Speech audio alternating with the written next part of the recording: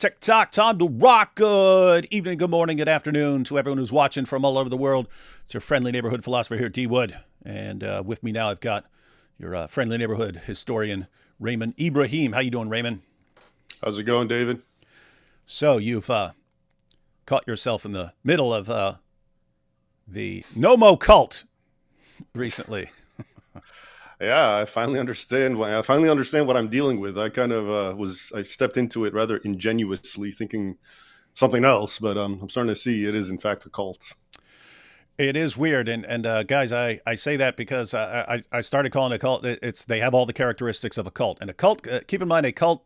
I mean, to be fair, like a cult is normally something that is like compromised on all the basic doctrines of something. But when I'm saying it's a cult here, it's like using cult tactics and cult methodologies to give people a cult mindset. And conspiracy theories tend to have the same effect on people, psychological effect on people, that being in a cult has. It's you've got this special knowledge and everyone else is outside of it and they don't have this special knowledge. And well, if you present this special knowledge to people and they reject it, then it's because they're evil. They know it's true, but they're rejecting it because they're against the truth and they have ulterior motives and so on.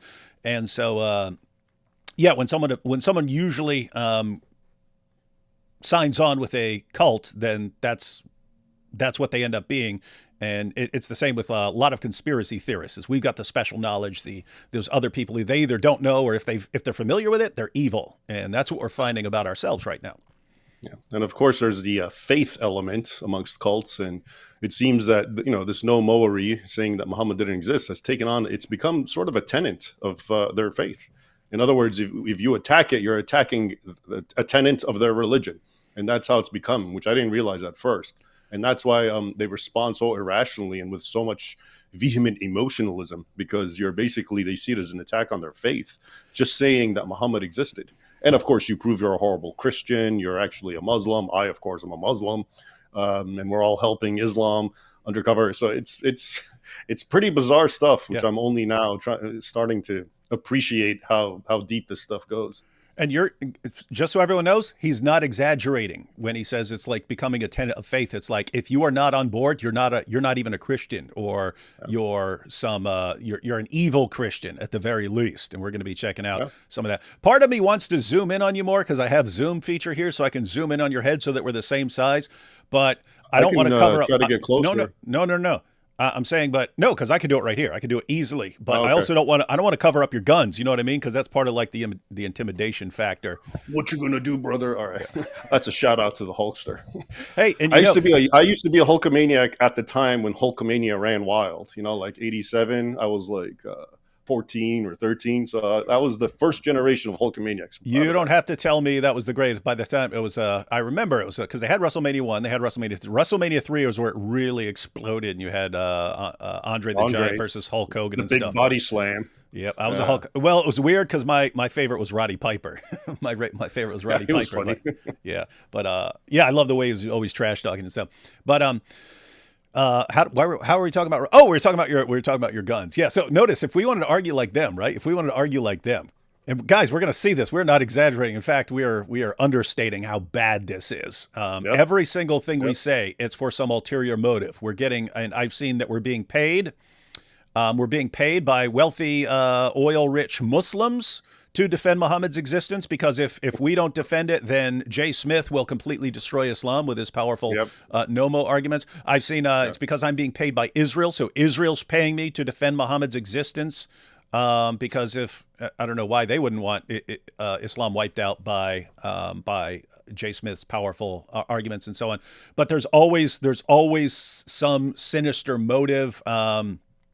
Mine is very obvious. I'm just Ibrahim. So I was always a clandestine Muslim, and now the truth's come out. Now everyone knows what I've really been up to, which is, defending Muhammad. Yeah.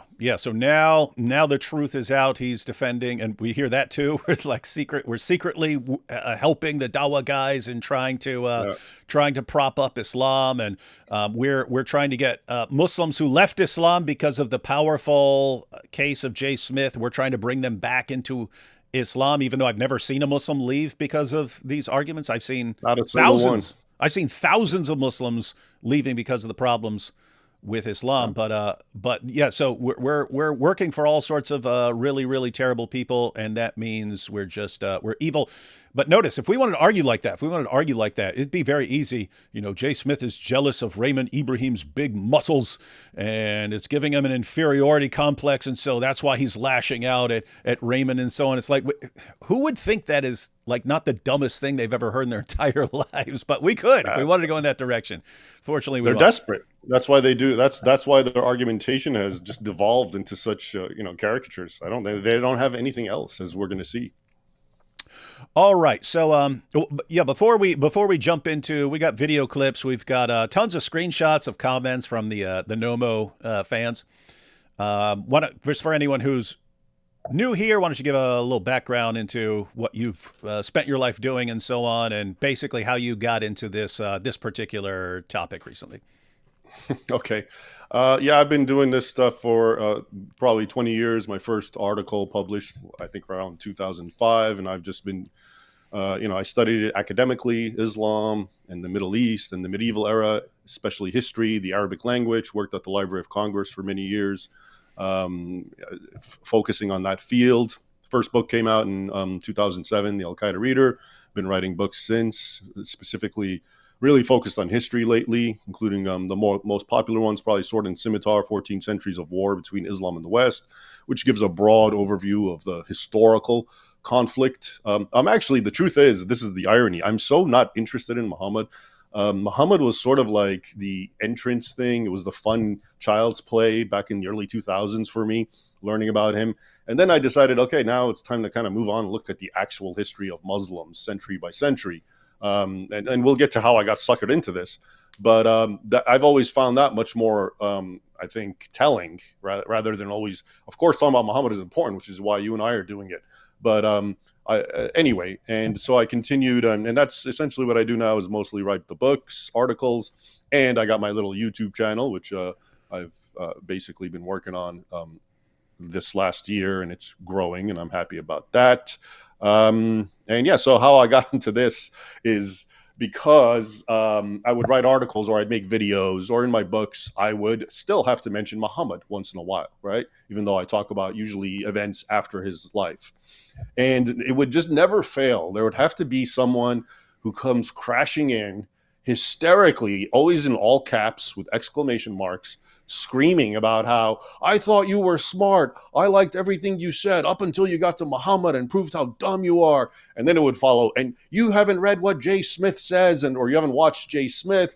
Everyone knows Muhammad never existed. Are you crazy? Okay, so that started happening a lot. And originally I would just ignore it.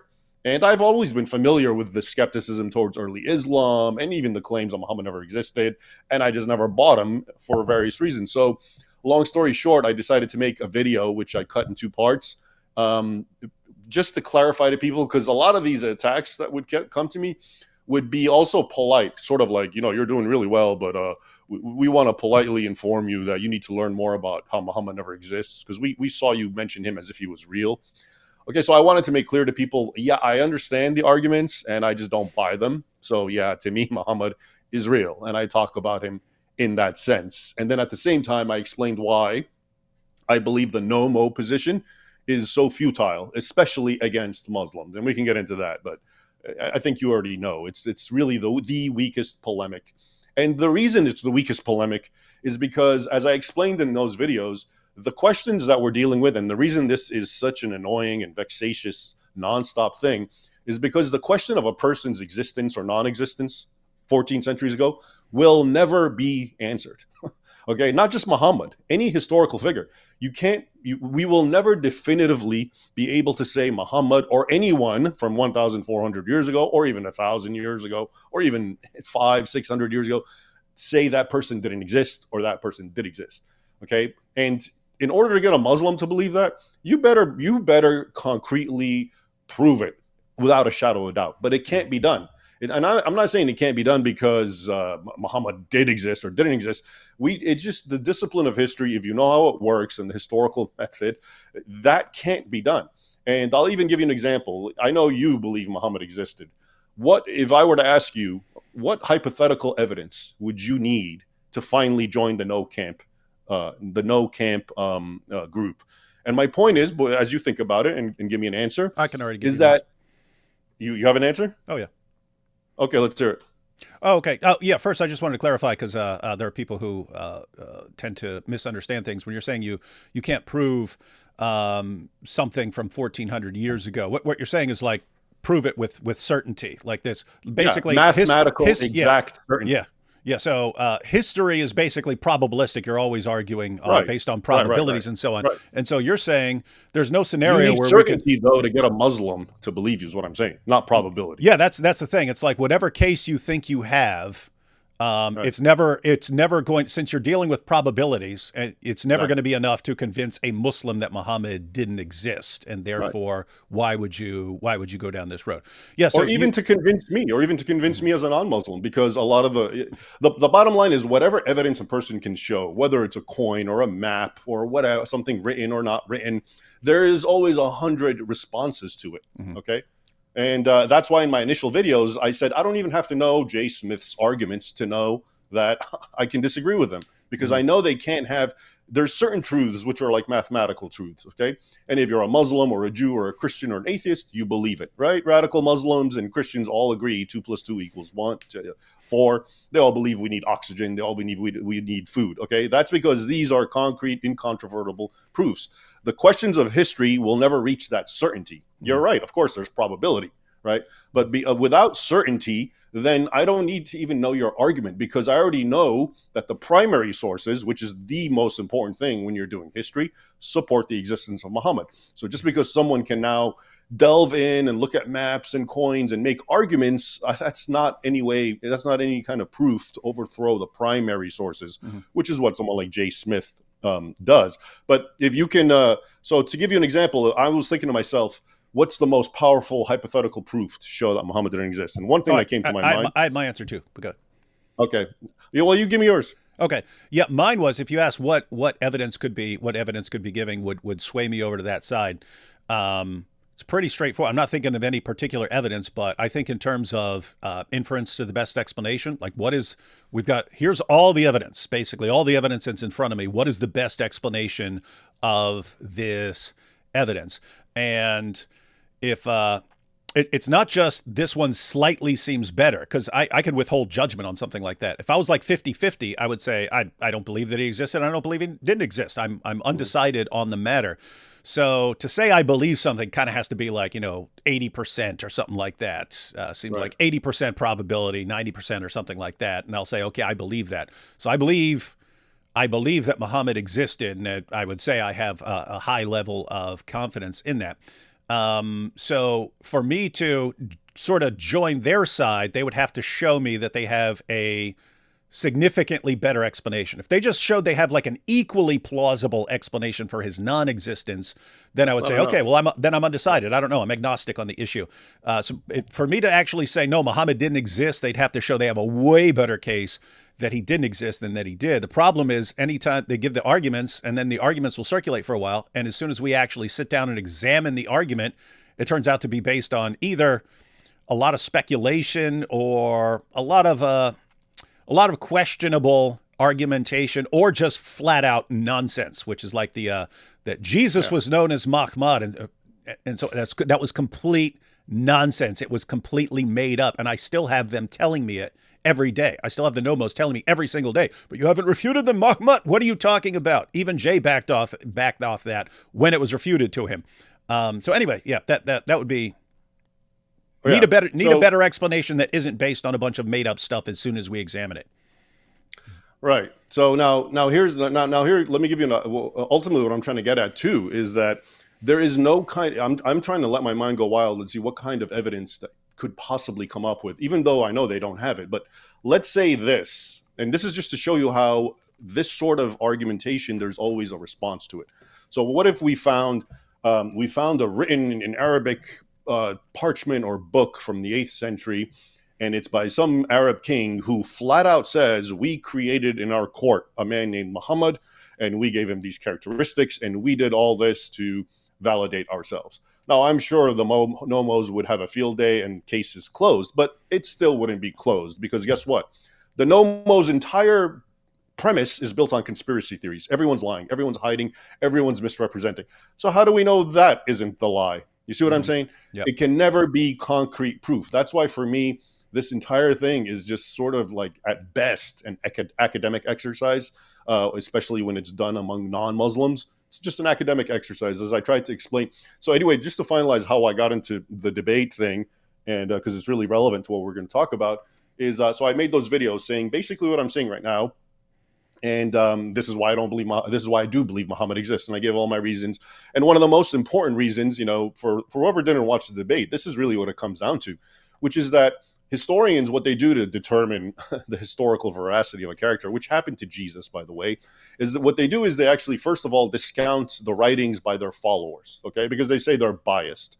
So for all the people who were skeptical about Jesus, they didn't want to look at Paul, they didn't want to look at the Gospels or the New Testament because they're biased. They believe in miracles. Who's going to believe these guys? So we start looking for Roman writers who mention Jesus, right? And then they find them, right? And so the same thing happened with Muhammad. So they said, well, we're not going to look at the standard Islamic narrative. We want to find what others said. And lo and behold, there's 15 contemporary sources of these are not Muslims, so this isn't part of a conspiracy. They're not late, so you can't say, oh, this is hundreds of years after Muhammad. You can't trust it, which is itself another weak argument, because almost everything we have about historical characters from the 7th century and before is hundreds of years after their existence, and we don't say they don't exist. Okay, but so we had, and I quoted some of them, 2 years after Muhammad's life, you have someone talking about an Arabian prophet who comes with swords and chariots and promises paradise to his followers. I mean, that's a description of Muhammad to a T. We have another Armenian bishop, like 20 or 30 years later, who calls him by name Muhammad, and then says he presents himself as a prophet in the line of the Old Testament, and he banned them from drinking alcohol. That's Muhammad, okay? And then, to show you you mentioned the Mahmad argument, and to show you how really bad this is, I don't know what argument you're referring to that Jay backed off, but the first thing that struck me as an Arabic speaker when I heard Mahmad means the praised one, and therefore it doesn't mean Muhammad the person. That's a later kind of attribution, but what he doesn't seem to understand is every single Arabic name means something laudatory, honorific, like praised one. Ahmed means the same thing. Kareem is the generous one. Azim, the mighty one. Any name that you can think of, Rashid, the swift one, they all mean something. And if you want to twist it, you can probably say they're appellations for Jesus Christ if you want. And then the other flip side of this argument, because it seems like Jay vacillates on Muhammad's name. On the one hand, he claims this, the Muhammad is the praised one to Jesus. But when you look at the writings in that I'm referring to, the contemporary non-Muslim writings in Greek, what Jay and so many others are apparently getting tripped over is how the Greeks transliterate Muhammad's name. Okay, and as you know, transliterate means you're trying to approximate and capture the sounds of a foreign language with your own alphabet. Okay, and as it happens in Greek, there is no H letter, so you cannot write Muhammad. Okay, so how would you write it? You would write Mamet. And that's exactly what they write. But others don't write that. Others put a chi because they're trying to approximate the H sound. So anyway, for Jay and others, this is proof that's not the same guy, because that's not how you spell Muhammad. And yet, in this right now, today, how many ways have you seen in English Muhammad spelled? There's countless ways. At least half a dozen that are pretty regular. So you got Muhammad with a U, Muhammad with a O, and Muhammad and at the end it's an A, or at the end it's an E before the D. And then if you go back a century, it was very common to see Muhammad with a T on the end. And different spellings of that. Right. Yeah. So one of Jay's big arguments is because sometimes in the Greek they put a T, not a D. Well, so my point, this is a transliteration. This is some guy writing in Greek in the 7th century trying to sound out this funny name and spelling it with Greek letters. This is absolutely nothing to get tripped up on. And so Jay always acts like, oh no, and the translators, they change it to Muhammad. Well, of course they do that. I'm a translator. That's exactly what you would do, because that's what they're saying. I'm not going to get caught up on the transliteration. We all know what they're talking about. So anyway, I just wanted to mention that because I think so those are the key points. And then anyway, soon thereafter, Jay started challenging me to a debate. Okay. And at first he misrepresented everything I said. He made a video just putting all kinds of words in my mouth that I didn't even say. Yeah. All sorts of positions I never said. And then And then I called him out on it, and then he's like, "No, let's have a debate. Let's have a debate." So what does he want to debate me with? Well, I only made those 2 videos, and my 2 videos were about proving that Muhammad existed through the early non-Muslim sources and the name thing, right? But then when we had the debate, all of a sudden, and I brought all those points up, he started saying, "Oh, that's not what I thought we were going to talk about." Okay. So anyway, that's how I've been dragged into this. And I actually entered it in good faith because a lot of people were getting upset with what I'm saying. And I wanted to clarify and say, look, this is why I don't believe it. And there's so many other sort of important philosophical points I've been trying to make to a lot of these nomos, primarily that it really doesn't matter. This argument of Nommo only has importance and validity when it's applied to Muslims, because then it's a polemic. And yes, theoretically, it could make a Muslim doubt and leave Islam. You and I think we both agree it's very weak, but that is what it's designed for. It's a polemic, okay? But that's not what I'm seeing, and I don't think that's what you're seeing. What we're seeing is it's being weaponized against other non-Muslims and Christians. Yeah, and causing division. And in this case, and what do we gain? And it's like if I were to convert, what is it, like 5 billion non-Muslims in the world? If every one of them became a no-mower, what happens? Islam's going to die? Nothing will change. Nothing changes in our mind. Think about it. You and I believe Muhammad existed, but he was a false prophet. What does that mean? It means Muslims are misguided by a lie. Jay believes Muhammad never existed. What does that mean? It means Muslims are misguided by a lie. One is a fake prophet, one is a make-believe prophet. Nothing really changes in our minds, and yet it's being pushed on us non-Muslims like it's so important, and it's a cardinal of faith, and we have to accept it. Anyway, I've rambled on, so I'll let you take it over.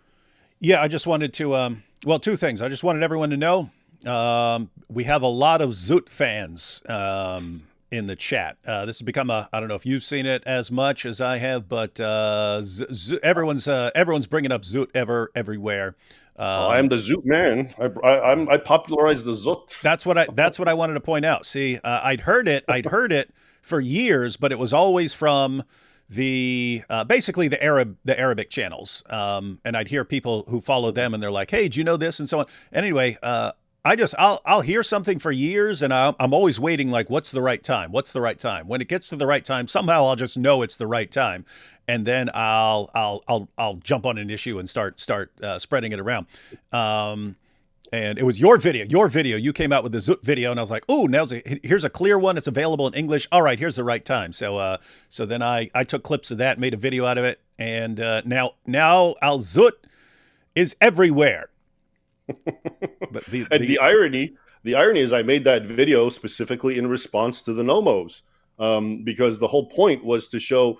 Because their argument when we say the embarrassing hadith, like what's the logic? Why would Muhammad's life, if he's a made up supposedly hagiographical prophet who people should be looking up to, why is his entire biography full of embarrassing, shameful things?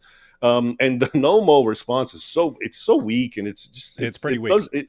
It's insulting to one's intelligence. It's basically you and I are anachronizing, and we don't understand that everything that we think is embarrassing was just so cool to the 7th century Arabs. And it's kind of like, no, actually a lot of the stuff that we find embarrassing was even worse for them. Okay. So for example, how do you think 7th century Arabs, ultra uber patriarchal, all about tribal honor and manhood, think it's cool that their prophet goes out in the desert and gets ridden by a bunch of tall, naked Zut all night long? You think that's a cool thing for them? Even Ibn Kathir pointed out this is a very odd and strange hadith. It was embarrassing from day one. Okay, and there's a lot of that sort of thing. So when they argue that, oh no, we just don't get it, that was all so cool back then, that is such a weak argument that's really kind of insulting to one's intelligence. Yeah, we're gonna see a clip of Jay and Robert responding, and to be fair, they are correct in that beliefs today do not necessarily and very frequently don't match beliefs 14 centuries ago. Yeah, so things that are embarrassing to us aren't necessarily embarrassing, but there are things that we know were embarrassing even back then. And I want to say a lot of it is a lot of the speculations that come up are, well, maybe there was a reason that this was acceptable, but we just don't know.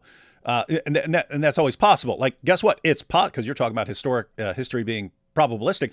It's possible that there was some reason this was thought of as a really cool thing to do, and we just don't know it. But you'd have to think, okay, what are the odds of that? Seems pretty slim. But guess what? So if you had to do that for one thing, that would be one issue. But when you need to do that for like 10,000 different stories in the Muslim sources and say, maybe it was because of this, maybe this ruler wanted it because of this, maybe they thought semen all over his clothes was cool because of this, maybe they thought the satanic verses were awesome because of this.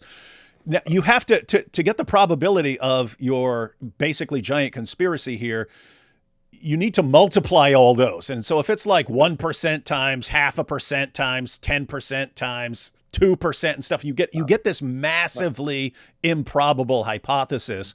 And that's what we're supposed to go with. And why complicate it so much? Why not just be able to read between the lines and say, these were people who were slavishly just writing down and memorizing anything they could.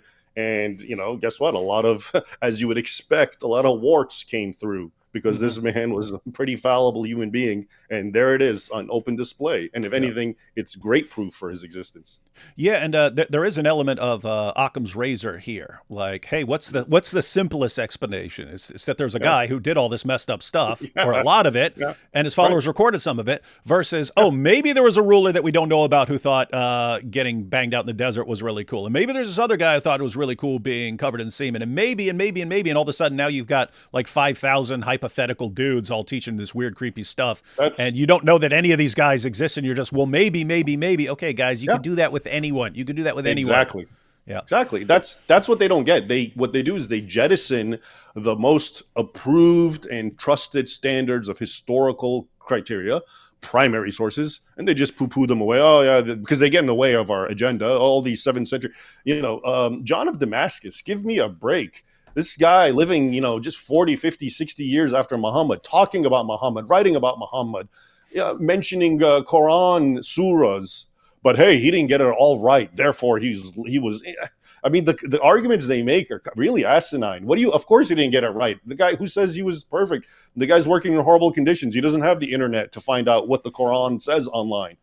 You expect mistakes in the writings, but everything he writes, and Theodore Abu Qura writes Muhammad the same way John of Damascus does in Greek, and then in Arabic he writes it the exact way, Muhammad.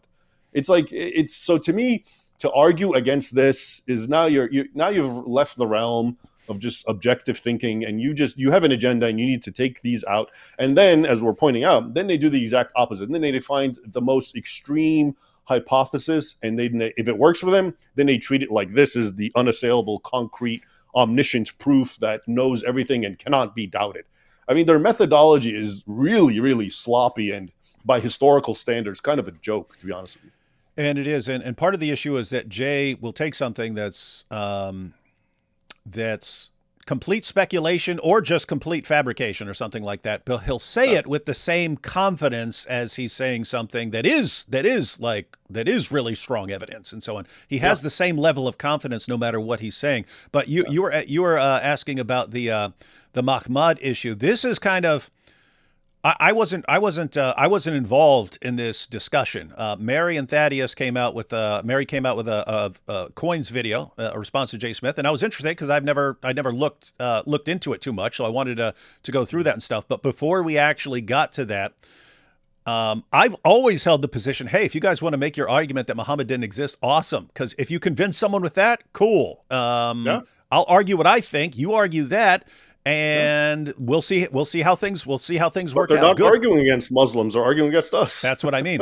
And as you pointed, they're coming at us. They're demanding this cult-like allegiance. Everyone has to be on the same page, or you're evil, and you must have some ulterior motive. But even like Jay's been saying, he said a long time ago that the only reason I'm not on board with the Nommo crowd is because there's too much money in it for me if I'm right, and Muhammad is this really, really bad dude. So he was saying that years ago, and so I never said one word. Guys, go ahead and find me saying anything about it. Never said anything in response. If you want to argue like that, fine, just go ahead. But it's more recently when other people started responding, Giant DOC and Mary and Thaddeus started responding to some of his claims that some of it's like extremely problematic, just flat out made up. And then it was they're just responding because they're jealous of him, and they're just responding because of this or that. And it was the same exact thing, But now it wasn't about me. Say it about me all day long. Now it was about my friends.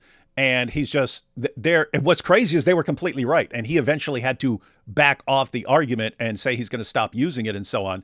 But they were correct. But so people are correcting him on bad arguments or on mistakes.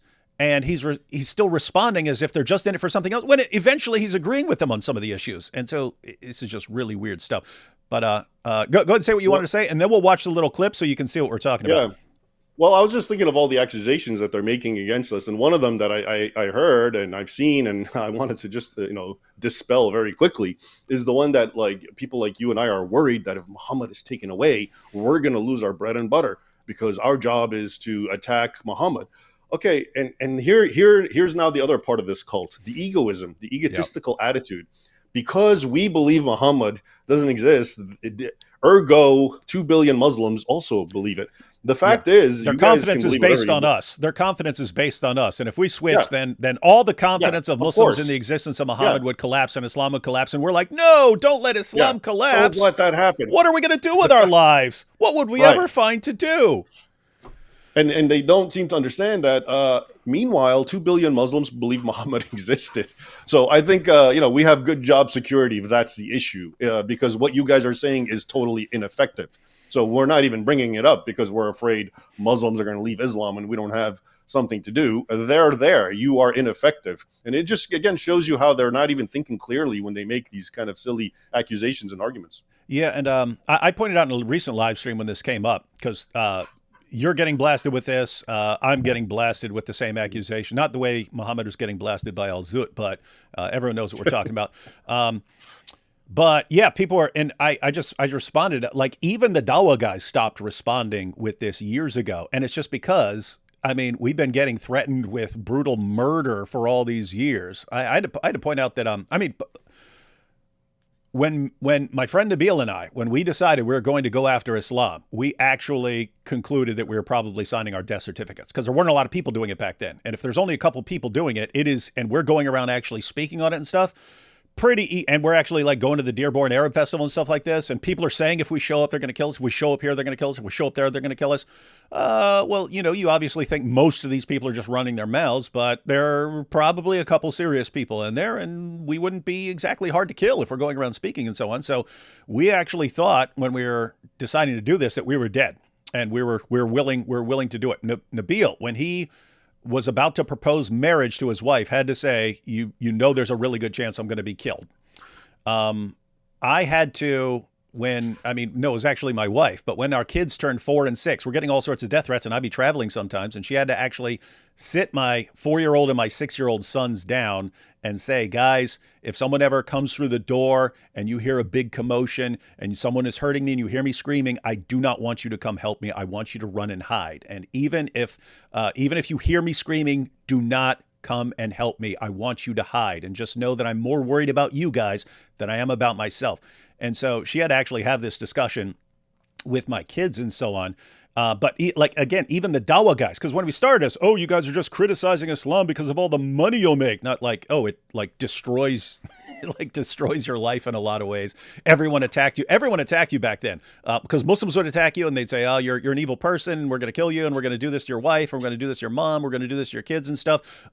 Atheists would attack you. They'd say, but you're religious too. How can you complain about another religion when your religion is just as dumb, hypocrite? And they'd be blasting you. But back then, Christians would attack you as well. They'd say it's not loving to be attacking Muhammad and the Quran. You're going to hurt their feelings and so on. So shame on you. You just got blasted from every direction. But back then, the Dawa guys were saying, yes, they're just doing this because there's so many benefits to it all.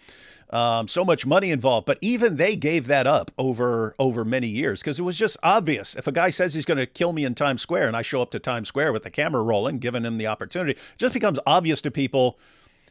You must really believe what you're doing because you're repeatedly ready to lay down your life for this stuff. And it's the same thing I would say about Jay Smith. If someone said the reason Jay Smith's doing all this is for money or something, I would say that guy was on the ladder at Speaker's Corner, surrounded by Muslims for decades. There's no way he's doing it for some ulterior motive, because he's putting his life on the line regularly over and over again. So it wouldn't even make sense. So anyway, the Dawa guys even gave that up. Now the only place I hear this from is the Nommos. They're the ones I hear it from all the time. You guys are just doing this.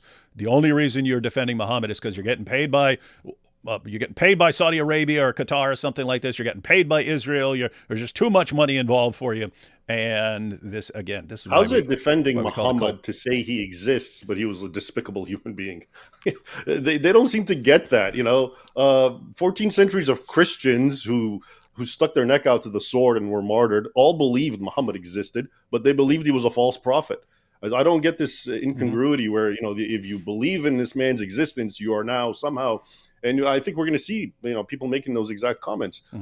Just because you believe he existed, you're on his side. You're a helper of Islam. I mean, and the thing is, I, like you, for 20 years, I've had my enemies, and they would be Muslims and leftists. At this point, nobody is worse than the Nommos. They are the most vocal, the most hostile, the most acrimonious in their attacks. And it's just kind of like, and again, it's because they're a cult. Their mind is cultic, and when we say what we say, which is Muhammad existed, it just is such a challenge to their faith that we become these horrible, atheists and Satanists and definitely non-Christians. Yeah, and that's all tied to it. You know what it reminds me of? It reminds me of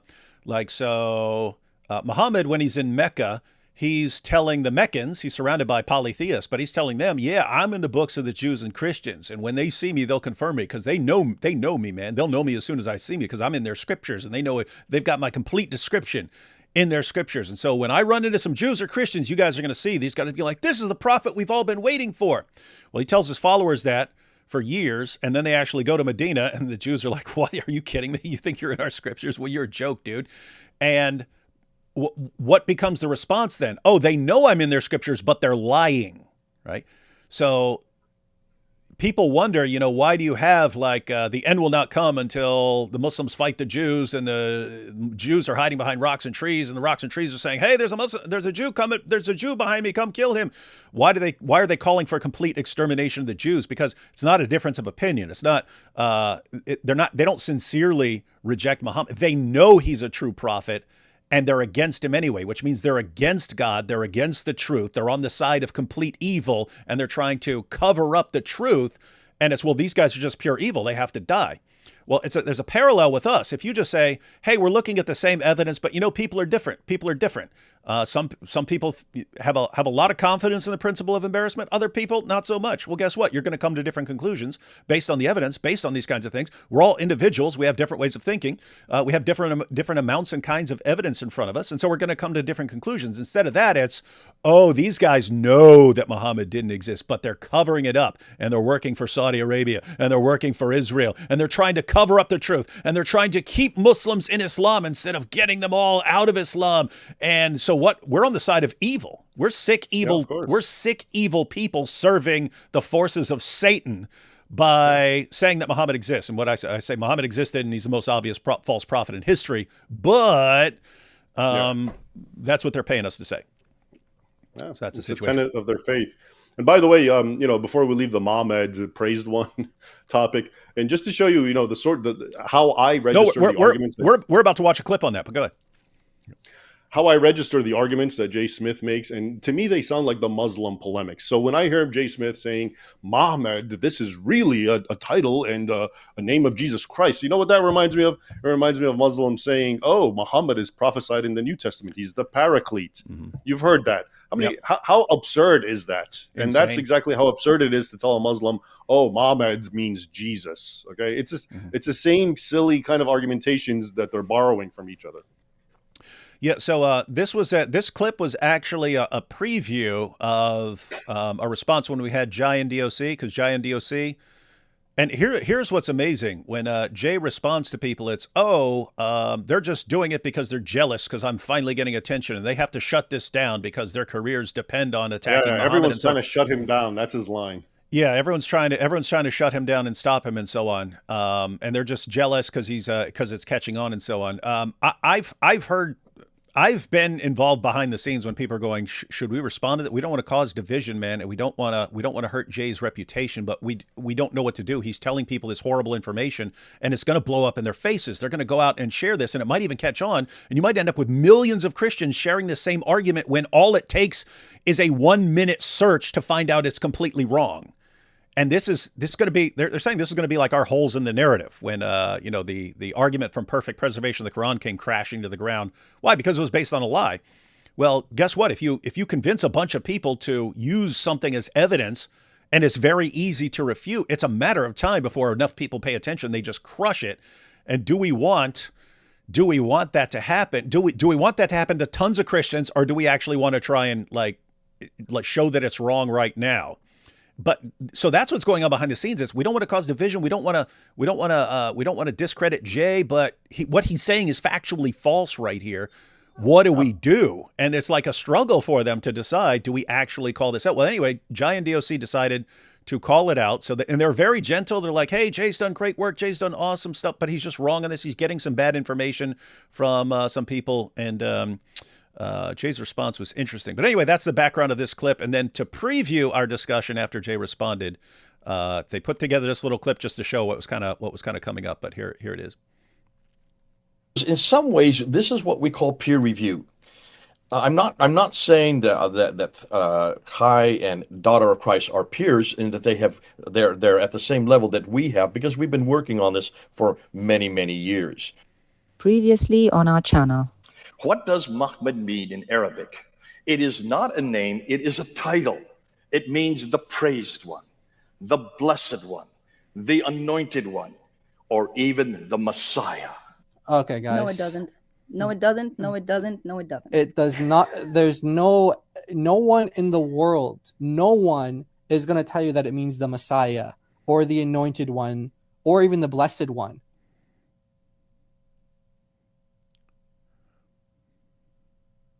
So to clarify, Mahmad doesn't mean blessed one or anointed one. I did try to make that clear to Jay that Oleg meant linked by a soul. So this is Mel's response. So Mel is the source of a lot of information that Jay just goes out and would kind of regurgitate. And here Mel, in response to Jai and DOC kind of calling out Jay for saying that this is what Mahmad means, Mel just, oh, no, of course, no, it's not what I meant. And no one's even talking about you, Mel. They're talking about Jay. But then Mel takes it as a personal attack against him, even though literally no one's talking about him. But here's him responding. What does Mahmad mean in Arabic? It means the praised one, the blessed Mel one. just said, no, that's not what he was saying. The anointed one. St. Ambrose, writing in Syriac, talks about this Mahmad from Song of Solomon 560, and he says this is a title for Jesus Christ, the anointed one. No, he doesn't. Messiah. That's what the anointed one is. From that time on, from the 4th century AD, it was this Mahmad was employed by many of the church fathers. It was employed by 0 church fathers, Jay. Examples. He said many. Guess what? No one on that list uses Mahmad as a title for Jesus. No one. That's kind of the point. He's saying, look, all these people, and guess what? The audience, oh my goodness, so much evidence. Wow, it's all right there. Notice he's not giving you a quote from anyone showing that anyone uses this. He's just saying all these people say it. And people walk away, wow, this is good information. And then they come use it on me. And then that's kind of the point. It's Jay was spreading this to tons of people. It's completely false. It's not there. People are coming at me with this every single day. They're coming at Jai and DOC. They're coming at everyone. Oh, Mahmad, that was just a name. That was the name for Jesus. That's where all this comes from. And then you look up the sources, it doesn't say it anywhere, and then they have to backtrack on it. So check this out. So the arguments are no church. This is Mel's response to it being pointed out that no one used this. Fathers ever use Mahmad as a prophetic title or name. And I would argue this is a straw man argument. That isn't what we claimed. This Mahmad was employed by many of the church fathers. Here's some examples. Oregon. So it's not a name. It's not a name, folk. It's a title. I'm quite happy to back away from that and say, no, I shouldn't have said title. I should have probably just used the word adjective or noun or term or something. Not even used as that. Like that. And Watch what he says here, though, guys. Listen to this. subsequently employed by St. Ambrose in the 4th century as a title for Jesus Christ. Wasn't. The Jews also referred to it in their reference. And No, what was they didn't. interesting, by the 7th century, the Jews started using that title for their exilarchs. The No, they didn't. exilarchs were those who were in charge of the seminary in what is today Baghdad. Arabic. So they have all been speaking Arabic, and they had always put Mahmad before their name. Guys, Did they? Put Mahmad before their name. Mahmad ben Huziel. Mahmad ben David. there's no Mahmad ben Oziel. There's no Mahmad ben David. What else? Mahmad ben everyone. They have Mahmad ben everyone. Guys, there's no Mahmad ben anything Anyone. in any Jewish There's source none. relating to what he's talking about. Wow. You mentioned Jews in Baghdad using Mahmad as a title of endearment, specifically Mahmad bin Uziel and Mahmad bin Joseph. I've checked digitized Hebrew libraries in Hebrew and have not found any matches for those exact phrases. There are no rabbinic usages of the word Mahmad in the way you described. So my short answer is, I haven't ever claimed that we had evidence for that. I've never claimed that we had evidence for that. Jay states it as fact, and when challenged on it, it's I've never claimed that there's any evidence for that. I think what they're referring to, and this is something that I have said in the past, you have said in the past, about a year to 2 years ago, we did say, and I remember even... You hear this? So Jay knows that he's on record saying this, and so he says, yeah, in the past, 1 to 2 years ago, but we've since backed off this when they're actually responding to his video from last month. It was his video last month that he was saying this, and he's saying, I backed off. Yeah, we realized there was no evidence for that, so we backed off it 1 to 2 years ago. Can I ask you a quick question? This is called This is called gaslighting, by the way. You just said that last month. No, I didn't. That was years ago. No, it was last month. No, it was years ago. Anyway, what's that? So my question now is, I didn't even know all this about what he was saying, and seeing that it's completely made up. Okay, what is going on? Is he just a liar, or is he just the sloppiest researcher? I mean, it has to be one or the other. We can't just let it pass like that.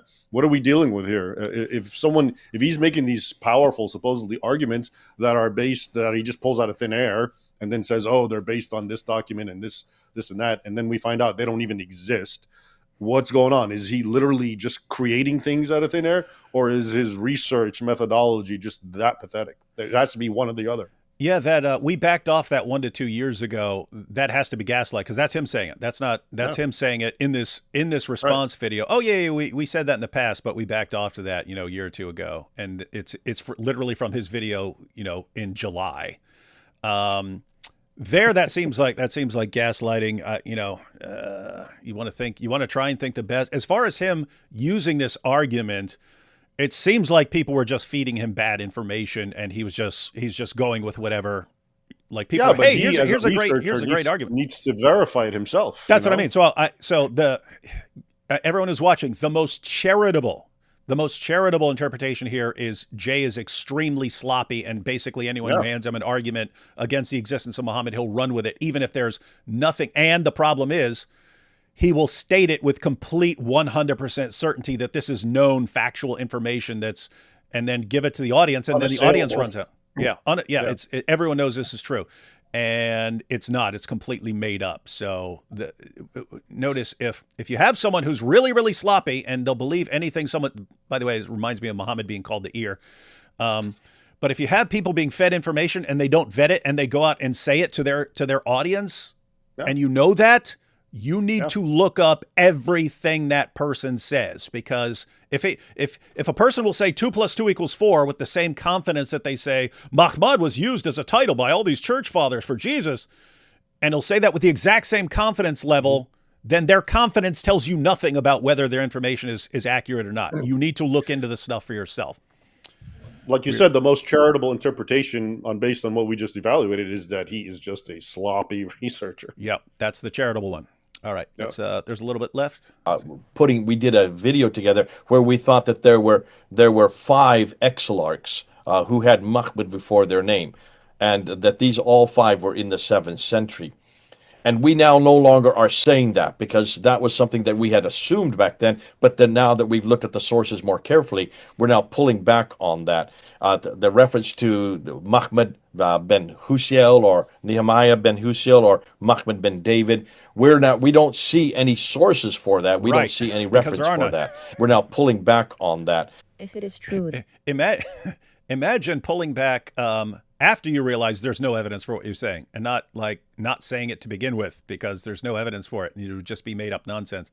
So Any a little reference bit more for of that. We're now pulling back on that. if it is true that they'd backtracked on that claim, how is it that it was put out only a month ago to 1.3 million people? Put Mahmad before their name. Mahmad ben Huziel, Mahmad ben David. I'm not saying that Kai and Daughter of Christ are peers in that they're at the same level that we have, because we've been working on this for many years. Okay, you've been working on it many years, and they instantly, I think Jai said it took them like a minute to look this stuff up. Yeah, so they're not peers, but anyway, the research that you've been doing for years and discovered all this stuff and have been telling to millions of people was completely wrong as soon as someone looked it up. That should tell you something. So as far as the Mahmad in Song of Solomon, what Jay was talking about right there is backing off the claim that the Jews use this as a title, Mahmad bin Uziel and so on. The other part that once we looked into this was Giant DOC, of course, but then we looked into it in a live stream. But it was that Mahmad. So the claim here is in Song of Solomon. In Song of Solomon 5:16, there's a word used for lovely. She's calling the beloved lovely, and uses the word Mahmadim, which is the plural of Mahmad. Muslims use this as an argument that Muhammad's in the Bible. Terrible argument. But here's no worse than Jay's, right? Yeah, I agree. But anyway, so the argument is, well, as far as Jay was saying, was all these church fathers are using Mahmad as this title for Jesus, and it just became super common. And that's the theory about how you ended up with references to Mahmad back then. And that's the origin of Muhammad, right? That's the real origin of Muhammad. Mm-hmm. And so all these church fathers talking about it just became a standard title for Jesus. Problem is, not one of them ever said it anywhere. It doesn't exist. And when you asked, when it was put to Mel to defend this, the claim is actually, well, there were church fathers who said that Song of Solomon is figurative, it's allegorical, it's about Jesus' love for the church. And okay, that part is true. There were church fathers who interpreted Song of Solomon allegorically as not between Solomon and his bride, but between Jesus and the church.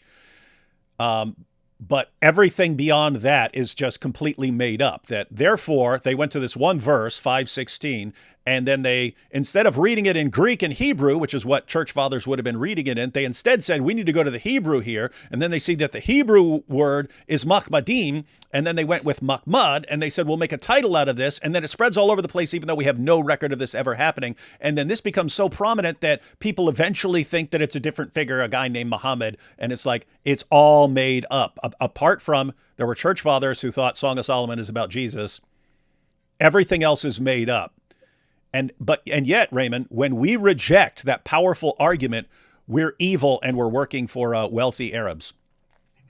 And just, again, to show you the violence that he does to history, this Mahmad. Okay, so as you pointed out, because now Mahmad means the praised one, all these guys are now named Mahmad. So the guys that I was referring to in the 7th century that, Greek sources refer to and call Muhammad or Mahmad or whatever, these, I've heard Jay say, were actually Christians. So the ones that are actually recorded as coming and killing Christians in Syria and in Jerusalem by Thomas the Presbyter, etc., Jay has said that was a Christian guy who was being called the praised one in honor of Jesus. So look at the sort of violence and how he just completely distorts history from what it was, which is, it's Muhammad, okay, and here he is engaged in violence, killing Christians, and now we have a long continuum of the same behavior till today. Makes perfect sense, but in order to Jay to prove his point, no, that was a Christian guy coming and killing Christians, and now everything that's been happening since is all just, nobody understands how it came about. It's just all conspiracy.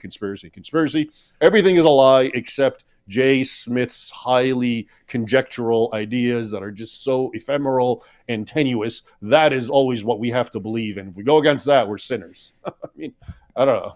Yeah, and it's a situation where, going back to what I was saying earlier, like what would it take for me to sway? What would it take to sway me in the Nommo direction? And I said, you got to come up with a better explanation for the evidence. I acknowledge there are all sorts of problems with the Muslim sources on how late a lot of them are and how much they were fabricating and inventing stories and so on. I can recognize all of that. For me to say non-existent, you would have to have a better explanation for all this came up. But when they offer an explanation for how you get to Muhammad, it's all made up nonsense. It's all just completely made up. And it's like, how is that going to be a better explanation when it's all, as soon as we examine it, it's made up? And that's the concrete one. And another argument, that I made, that again, just to show you how unsatisfactory and how, not thought out their arguments are, is I pointed to the Sunni-Shia divide as one example, okay? The Sunni-Shia divide is not a political split in its origins. It's about succession. It's about Muhammad's bloodline, his DNA, okay? So who are they? Well, it's through his daughter, Fatima, married to Ali, his cousin, and it's Hassan and Hussein. And their progeny, the imams, are supposed to be the leaders of the Muslim world. Now, if Muhammad didn't exist, how does this come about? How did this happen? You have to have two co-conspirators. One calls himself Sunni, one calls himself Shia, who teach their children to fight and kill each other over a myth. That's what it means. And I also pointed out, and just to show you again, if you're going to make this up, right, why would you trace your bloodline through a woman? Arabs are a very highly patriarchal culture.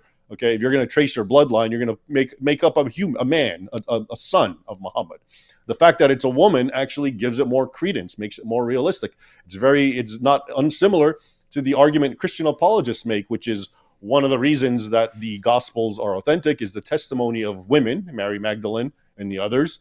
Is why would they make that up? Why would you attribute it to women?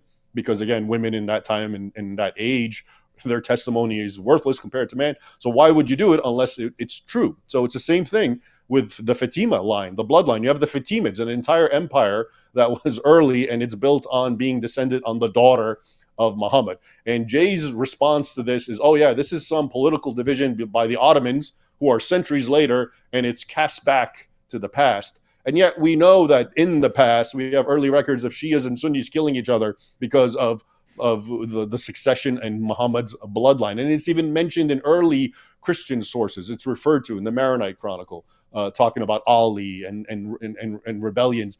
And so here again is history. And once again, Jay just completely poo-poos it and just ignores it. And then he introduces instead hypothesis and conjecture after conjecture. And that's what we have to run with. And it's the more I think about it, the more it's just mind boggling. Yeah. Like way back in the day,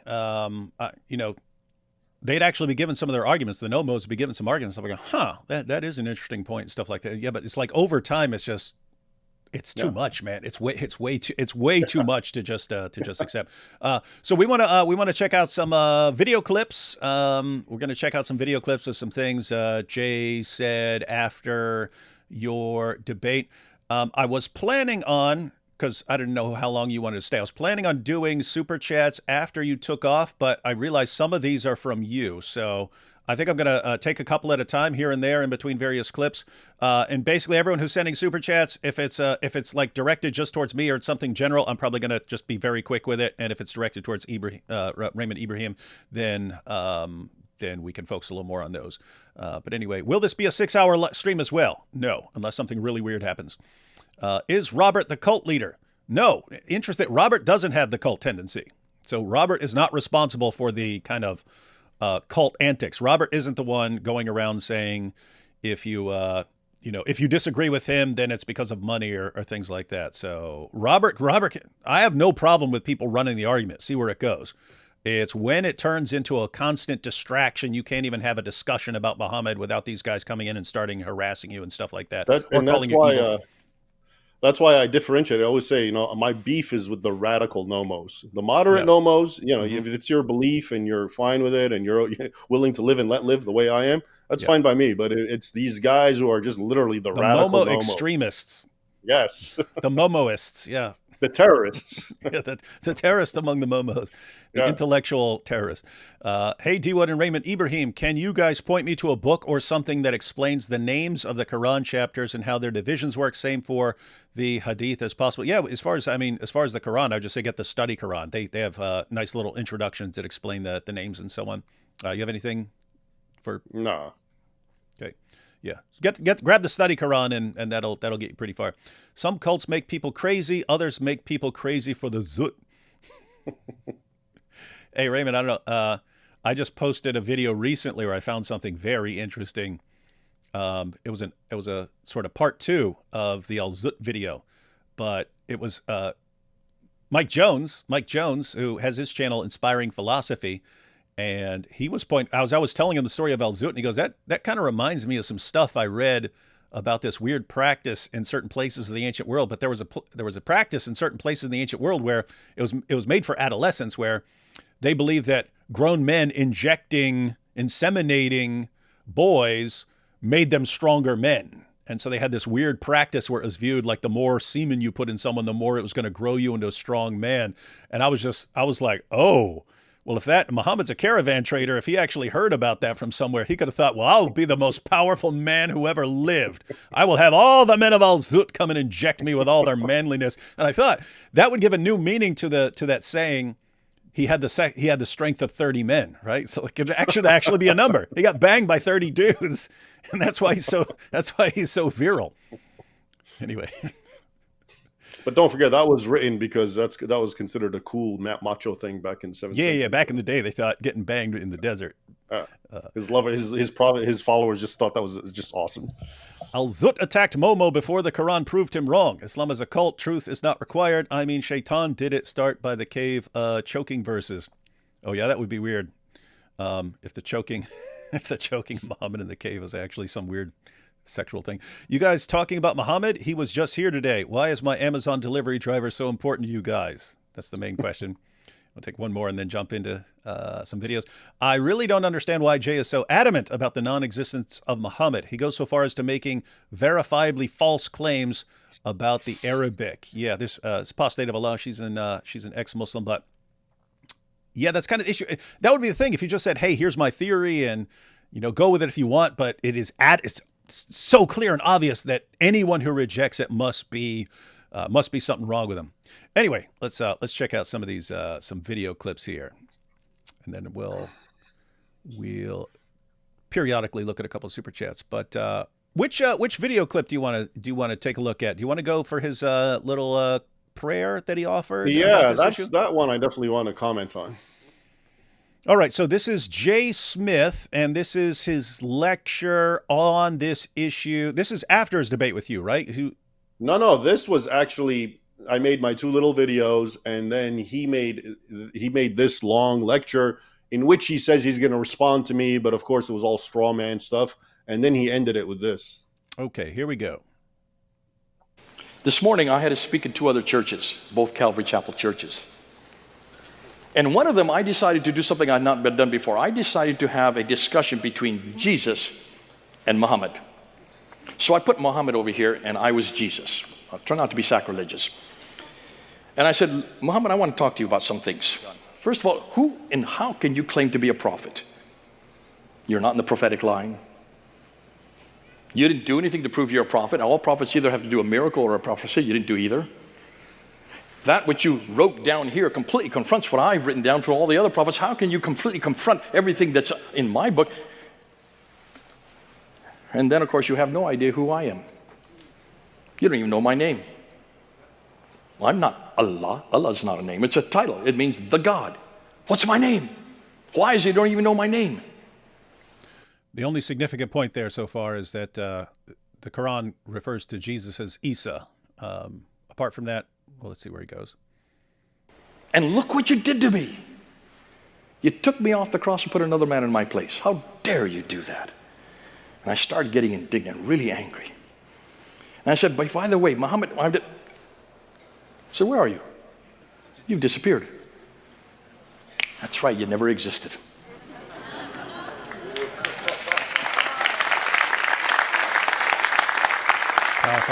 Look, Look, woman stands up. A woman stands up. Yeah. She's so excited about this powerful You know what? information. You can pause it there, and because the next part is this. I'd like to comment and write about this, and then there's something else about the next part. Mm-hmm. And the point here is, as you point out, you know, people stand up and they clap, and this is some like supposed to be a profound parable or, you know, hypothetical scenario, and it completely overlooks the fact that even if this happened and Jesus and Muhammad are talking, which is kind of weird because Muhammad doesn't exist after all, but it doesn't change the fact that 2 billion Muslims still believe Jesus wasn't crucified and wasn't resurrected, okay, and that Muhammad did exist. So you see, he gives this sort of feel-good little narrative, and people get up and clap as if something's been proven, when in the real world, you know, it's business as usual amongst Muslims. They believe all the negative stuff about Jesus that made him angry and that made him want to argue with Muhammad. So again, so it's such a moot point. Okay, it's so irrelevant, and yet you can see the emotional response that he gets because it's become part of a sort of cult argument. And it's just so weird because, I mean, think about this. We're told repeatedly in the Bible, false prophets and false teachers are going to come. We've known about Muhammad being a false prophet for a long time. We can expose him as the most obvious false prophet in history. You can look at all the biblical criteria of a false prophet. No one ever fulfilled more of these criteria of a false prophet than Muhammad. He's the most obvious false prophet in history. And Jay's basically saying, but isn't it easier just to say he didn't exist and then you don't have to deal with any of that stuff? And yay, wow, what a brilliant insight. And it's this sort of egoism, kind of like, oh, you've convinced me, the non-Muslim, therefore all Muslims must agree because they all think like I do. I can't begin to enter such a mentality and how it actually operates. Yeah, and not and it's not going to be a case of so I mean, just think about this, because people are dazzled and amazed. They're like, whoa, Mahmad was a title for Jesus, and all the church fathers use this, and everyone is using this title for Jesus, and that's where the name Muhammad came from. It was because of this. Wow, I guess Muhammad never did exist. Oh my goodness, I'm going to go share this all over the world. Guys, do you really think you're never going to run into a Muslim who actually looks that up and goes, show me one church father who said that. Show me one. You just said it was all over the place. Everyone's referring to Jesus as by this not title. even Show that. me one. It's not even that. It's the very assumption that a Muslim would even bother looking into it is absurd. And they don't. That's They don't my take point. it seriously. You know, yeah. Even if the Mahmud argument wasn't busted as it was recently, it's still not. A Muslim's not going to be moved by that any more than a Christian is moved by the Paraclete. It means a comforter, and that's actually also one of Muhammad's names, and therefore, so I'm happy that they expose it. I'm not saying that's great, but I'm just trying to say, don't think that if it wasn't exposed that it was a really strong argument. It wasn't. Even if it really meant the praised one, that still was not a strong argument. Because it doesn't matter. Every Arabic name means something like that. So anyway. Yeah, guys, that's important. What Raymond is saying is really important. He said it earlier, but the example of the Paraclete, right? So Muslims, when a Muslim speaker like Zakir Naik is speaking to a crowd just like this, and he says, you know, that John 14, when it talks about the Paraclete, is actually about Muhammad. And they say that the word was actually modified there, and that it actually lines up and means the same thing as Ahmed and so on. The entire Muslim audience will, wow, this is such powerful stuff. This is so great. Does the fact that Muslims just will instantly accept what their speaker is saying, is that persuasive to you as a Christian? Do you think it's a good argument because they'll just go along with it and they'll accept it? No, you'd say if you were at all even going to take it seriously, you would look it up, right? You would start looking things up, but you probably wouldn't take it seriously at all because you just be like, what? The John 14 about the Holy Spirit, that's actually about Muhammad? Are you joking? Guess what? That's what Raymond's pointing out. Just because Jay can convince a room full of Christians when he's giving a bunch of kind of made up information, you try and running that with your argument and running that argument to Muslims. What makes you think they're going to take that seriously? Or look at it this way, okay? The way think about, okay, the attack on Christ, right? The atheist attack, that he didn't exist. Christians went through this too, right? I find it, I guarantee you, all the people that sit and listen to Jay Smith and just are so into this and enthralled, they would never bother looking into the arguments against Christ's existence, even though they should, because that's much more important for them, right? If there's actually an attack on Christ not existing, I, as a Christian, if I took that seriously, I would have to address that before I'd worry about Muhammad, because Muhammad's a false prophet in my mind anyway. Exist or not exist, he has no relevance for me. And I guarantee you, the overwhelming majority of the people who are going out of their way to listen and follow these arguments, who are Christians, will never, ever, ever bother to look at arguments against Jesus. And my point in telling you this is that's fine. That's human nature.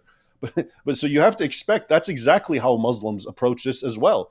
When an attack on Muhammad's historicity is leveled by Christians, do you honestly think that this shocks them and, oh, wow, we need to read the arguments and we need to respond to them? Or do they do what most Christians say, which is, what a bunch of nonsense. I'm not even going to bother looking at it, especially when we go back to the principle that I pointed out, which is it can never be proven.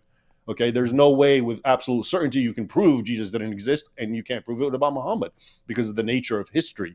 So I find it funny how, a lot of the Christian nomos, their sort of behavior, they don't understand applies exactly to Muslims, and the sort of way they would never once doubt in Jesus, based on whatever argument you can present, is exactly how Muslims, even more so Muslims, because Muslims are told in the Quran, Christians and Jews will never rest until they get you to, sway you their way. So they already expect Christians and Jews to just attack Muhammad and lie and distort, et cetera, et cetera. So I don't know. I just think the Christians especially need to be cognizant that the same sort of defense mechanisms that they have instinctively are amongst Muslims, and even more so. Yeah, as evidenced by the fact that you have tons and tons and tons of nomos running around, and we see almost no reaction from Muslims. Yeah. And Jay's interpretation of that is because the Muslims are trying to marginalize this. They're trying to keep this information secret because they know it will destroy their entire religion. Because it hides Islam from scrutiny. It hides their number one Achilles heel is Muhammad. And if you can hide Muhammad, and if Muhammad doesn't exist, then who cares about his life? It never happened. It's all lies. That actually serves Islam, and it helps it to hide, as opposed to what you and I would do, which is talk about the actual life of Muhammad as recorded in Islam's own scriptures. That's so hard for them to deny because it's their own words. They have to confront it. But an argument saying he never existed, and somehow I think Muslims have to contend with it and prove to me. One of Jay's big thing is... and I think you have the video. I'll wait till you play it. It's the one where he says, you have to prove it to me. You're the one who's making a claim. Yeah. But you continue with this one, and we'll remark on the ending. All right. So Jay's about to give his concluding prayer here in a second. What a waste of time.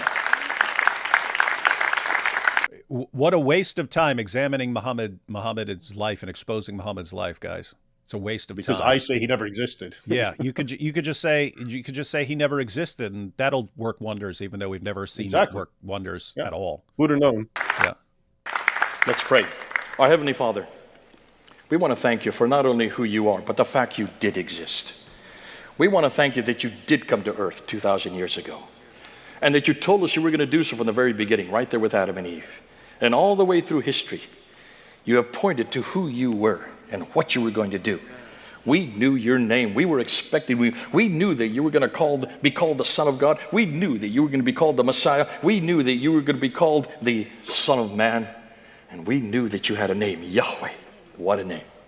And when you came, some of us saw you, some of us believed you, many did not. But Lord, we believe you. We know you existed. We know you came to earth, and you had to come to earth, because I'm damned if you didn't. Thank God you did exist. And thank God Muhammad didn't. Because what Muhammad has done to you, what Muhammad has done to your scriptures, what Muhammad done is to your story, what Muhammad has done to everything that we hold to be dear. I'm so glad he never existed. And I don't want to waste time anymore on that man who never existed. In Christ's name we pray. You hear the amens? You say... That was so weird. What Muhammad did, what Muhammad did, what Muhammad did, what Muhammad did. Even though he never existed. It's so unthinkable that I'm glad he didn't exist. So this non-existent person did all this stuff. So you see the contradiction there. But Yeah, exactly. But notice, and here, this is the perfect example to me of how the Nommo is now becoming sacralized as part of their faith. Okay, it's big. It's part of the prayer now. We have Yeah, faith. now you pray We have about Muhammad faith. not existing. Yeah, Yeah, thank you, we have Lord, for faith in it. Muhammad not existing. Right. Yes, thank you for that, and we have faith in that, and that's why when you and I come and challenge it, we're infidels. That's what the word means. We're breaking Yeah, faith. we're going right? against the prayers. We're interfering with their prayers and their liturgy now. So that right there, I think, was a perfect example of the occultic nature that this movement is starting to take, just as it was with the woman who got up and started, hallelujah, because Muhammad doesn't exist. And even as he speaks, Jay can't help but continue contradicting himself. Thank God that man who did X, Y, and Z didn't exist. So then who did X, Y, and Z? And does it even matter when we realize 2 billion Muslims believe in X, Y, and Z, including all the negative stuff they said about the Trinity and Christ and Christianity? And so once again, we go in circles. It's just a totally moot point. It's wild, wild stuff. How do you stop yourself from zooting Muslims? What's wrong with you? The WWF era that predates WWE was fantastic. Loved it. Yeah, that was. I agree. Back in the day, everyone wrestling was regional, and then they made it. They made it a much bigger thing. Here we go. I'd love and appreciate a deep dive into pre-Islamic Kaaba and its ties to modern Kaaba. Is Islam in the synagogue of Baal Hubal? Is that the second dilemma? How deeply are the roots set in Hubal, and how much is still present? Well, it's kind of like you take a ball, you take everything that was around Muhammad in 7th century Arabia and you roll it all up into a ball and you get Islam. You take a bunch of the pagan beliefs and the pagan practices centered around the Kaaba, and you take some of the stories that the Jews are telling and some of the Christians are telling, some of them like by heretical Christians and so on, and some various practices. You just take everything and put it all together and you roll it up into a ball and you get Islam. That's kind of why they called him the ear. You have any thoughts on that? No, I agree. It's a syncretic religion basically at its root, so you can expect to see all these various elements. And Sketchier says the standard can't eliminate all historical figures. Yeah, that would be the problem. If your methodology could be used to destroy every historical figure, then probably need a better methodology. All right, let's check out the next video. This will be what Jay said about your claim that he's responding to, which should be interesting. What the people are pushing back on is Muhammad itself. They want to say, yes, there is so much historical support for Muhammad. More so, remember what Raymond said, more so than for Jesus Christ. It's good to know that you said, Raymond Ibrahim, you said there's more historical evidence and support for Muhammad than for Jesus. Let me just but keep playing it because he's gonna I'm gonna play it. Poo me. I'm gonna play it. Yeah, I just wanted people to catch this, and then I'm going back so we can see him say it again, and then it hurts his feelings that I say this. Yeah, I can't believe you say such a thing. I want to end this live stream right now because we've got Raymond Ibrahim who says such terrible things about Jesus. Pushing back on is Muhammad itself. They want to say, yes, there is so much historical support for Muhammad. More so, remember what Raymond said, more so than for Jesus Christ. What a statement to make. I had to take that on. That was lovely. Explain for our audience who Raymond is, because you talk about it in the presentation, but they haven't heard of. What's up? All right, let me just respond to what he's talking about. So as you can see, according to Jay Smith, I said there's more historical support for Muhammad than Jesus. And then, of course, he seems so disappointed because, again, that's the part where he's trying to show that I'm being a bad Christian, right? Mm-hmm. I mean, what if there was more historic support? Does that make it that I'm a bad Christian? But the point is, I actually never said that. What I did is something that rather annoyed him during our debate, is I basically quoted his hero and the person who literally wrote the book about casting skepticism and doubt about early Islamic history, and that's Patricia Crone in her book Hagarism and David Cook. I actually quoted an article that she wrote before she died, and I'll read to you the portion that got him really upset. So the article that she wrote is called "What We Actually Know About Muhammad," Patricia Crone, and she writes, "Look, quote." We probably know more about Muhammad than we do about Jesus, let alone Moses or the Buddha. There is no doubt that Muhammad existed. Muhammad is the only founder of a world religion who is attested in a contemporary source. All right. So I read these during our debates, and that's what he's referring to. I didn't say that. It's the person who actually spearheaded the claims against Muhammad, who he presents as one of his heroes, who actually said that. So the 2 points actually to emphasize here is, and one, yeah, it's actually true, because, and that doesn't make me a bad Christian. I'm just speaking about history. I'm not, if you say Muhammad, there was more sources about him, that doesn't mean that Jesus didn't exist. It just so happened to be that at that time, people were writing and recorded more about Muhammad than they did about Jesus. Again, that doesn't, and I'm talking about non-believers, non-Christians and non-Muslims. So hang on. In other words, you would say there's more historical evidence about Donald Trump than there is about Jesus. Yeah, which would make you an atheist, of course, if you say that by J. Smith's reasoning, right? But again, you know, here, but I love how he just evades the fact that it's not I that said that. I quoted his hero, who he tries to present as being the source, who says Muhammad never existed, and here she's flat out saying that, yeah, of course he existed. So, and for people who don't understand the significance, this is kind of where a lot of this stuff takes off with Patricia Crone. So she's one of the pioneers of what's called the revisionist school of Islam, namely that, hey, we need to revise everything we, basically the standard narrative and so on, and take a more critical look at it. But then she's pointing out, and I've seen people quote her as someone who denied Muhammad's existence, and she's, no, Muhammad definitely existed. Saying Muhammad definitely existed. We have a ton of historical information about him. And so you quote that to Jay during your debate to say, hey, this is one of your heroes. And she's saying we have enough evidence about Muhammad's existence to conclude he definitely existed. More than Jesus, Muhammad, more than Jesus, Moses, and Buddha. And it's so disappointing that you'd be throwing that in. Yeah, exactly. It just shows how I'm not a real Christian. Yeah. I've got more to this clip. Was that what you wanted to see there? Yeah, you can probably play more. Oh, let's see. Well, we've got Frank Turek asking about you, and then Jay's responding that you've actually done good work, except on this issue. About it on this show yet? Who's Raymond? Okay, sorry. Raymond Ibrahim. I've never met him, but I love the guy. The guy is great.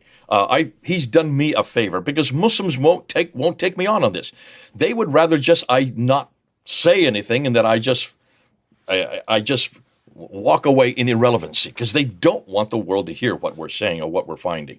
This is a whole new polemic. It's called the historical polemic, the external polemic they're not ready for, and you can see why. In every other polemic, the stuff that you saw me using, that you and I use at Speaker's Corner, they would rather us engage in that, because then you're talking about the interpretation of Scripture, and they always say, well, you can interpret it better than you do. That they can walk away from those kind of discussions, but they can't walk away from this. So this Raymond Ibrahim, he is actually, I think he's from the West Coast. I don't know exactly where he lives.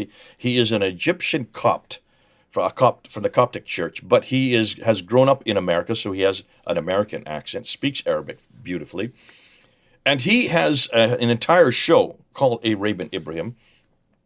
Go and look at it. He is really doing what you're doing, what many others are doing, but really in the Islamic context. He is using what we call the internal form of polemics. Internal means taking the Quran, opening it up, reading its pages, and then attacking it. Looking at Muhammad and what it says about, well, it doesn't say much about Muhammad, but about the Prophet, and attacking it. That's called internal critique. You look at what Muslims believe, at what they're saying, and you confront that. That's what I did for 30 years.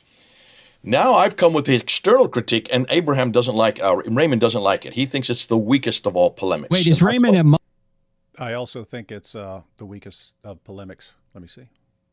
Back this up. Doesn't like it. He thinks it's the weakest of all polemics. Wait, is Raymond a Muslim or a Christian? He's a Christian.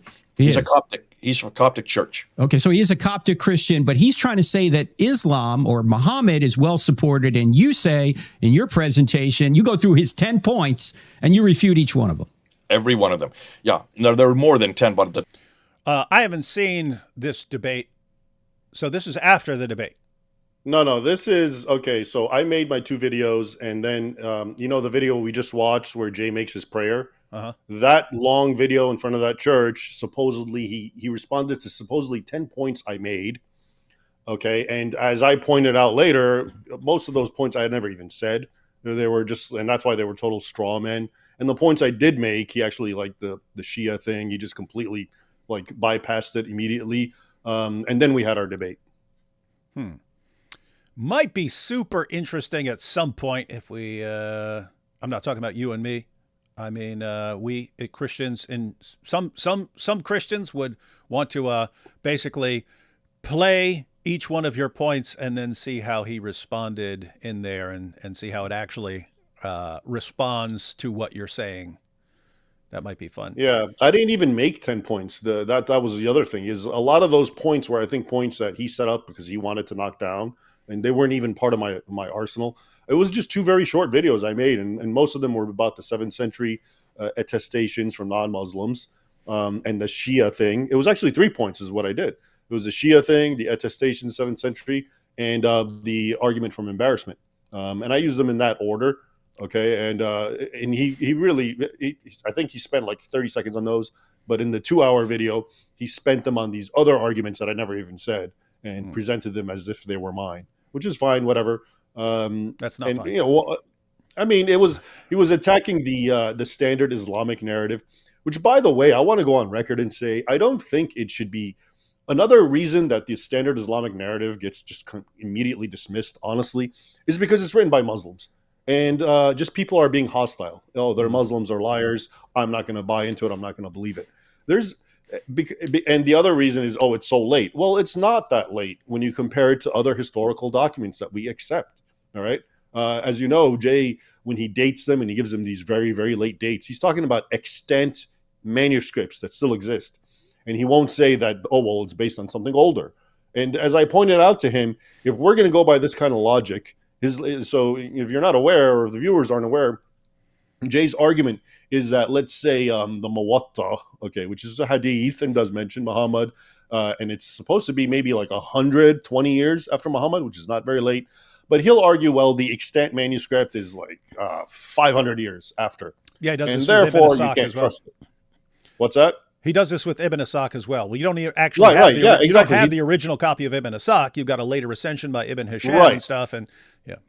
So and then you don't even have that. You don't even have the original of that, and so on. And so it's it's a situation. By the way, just so this is one of the issues that bothers me about all of this. It's you'll take someone like Ibn Asaq.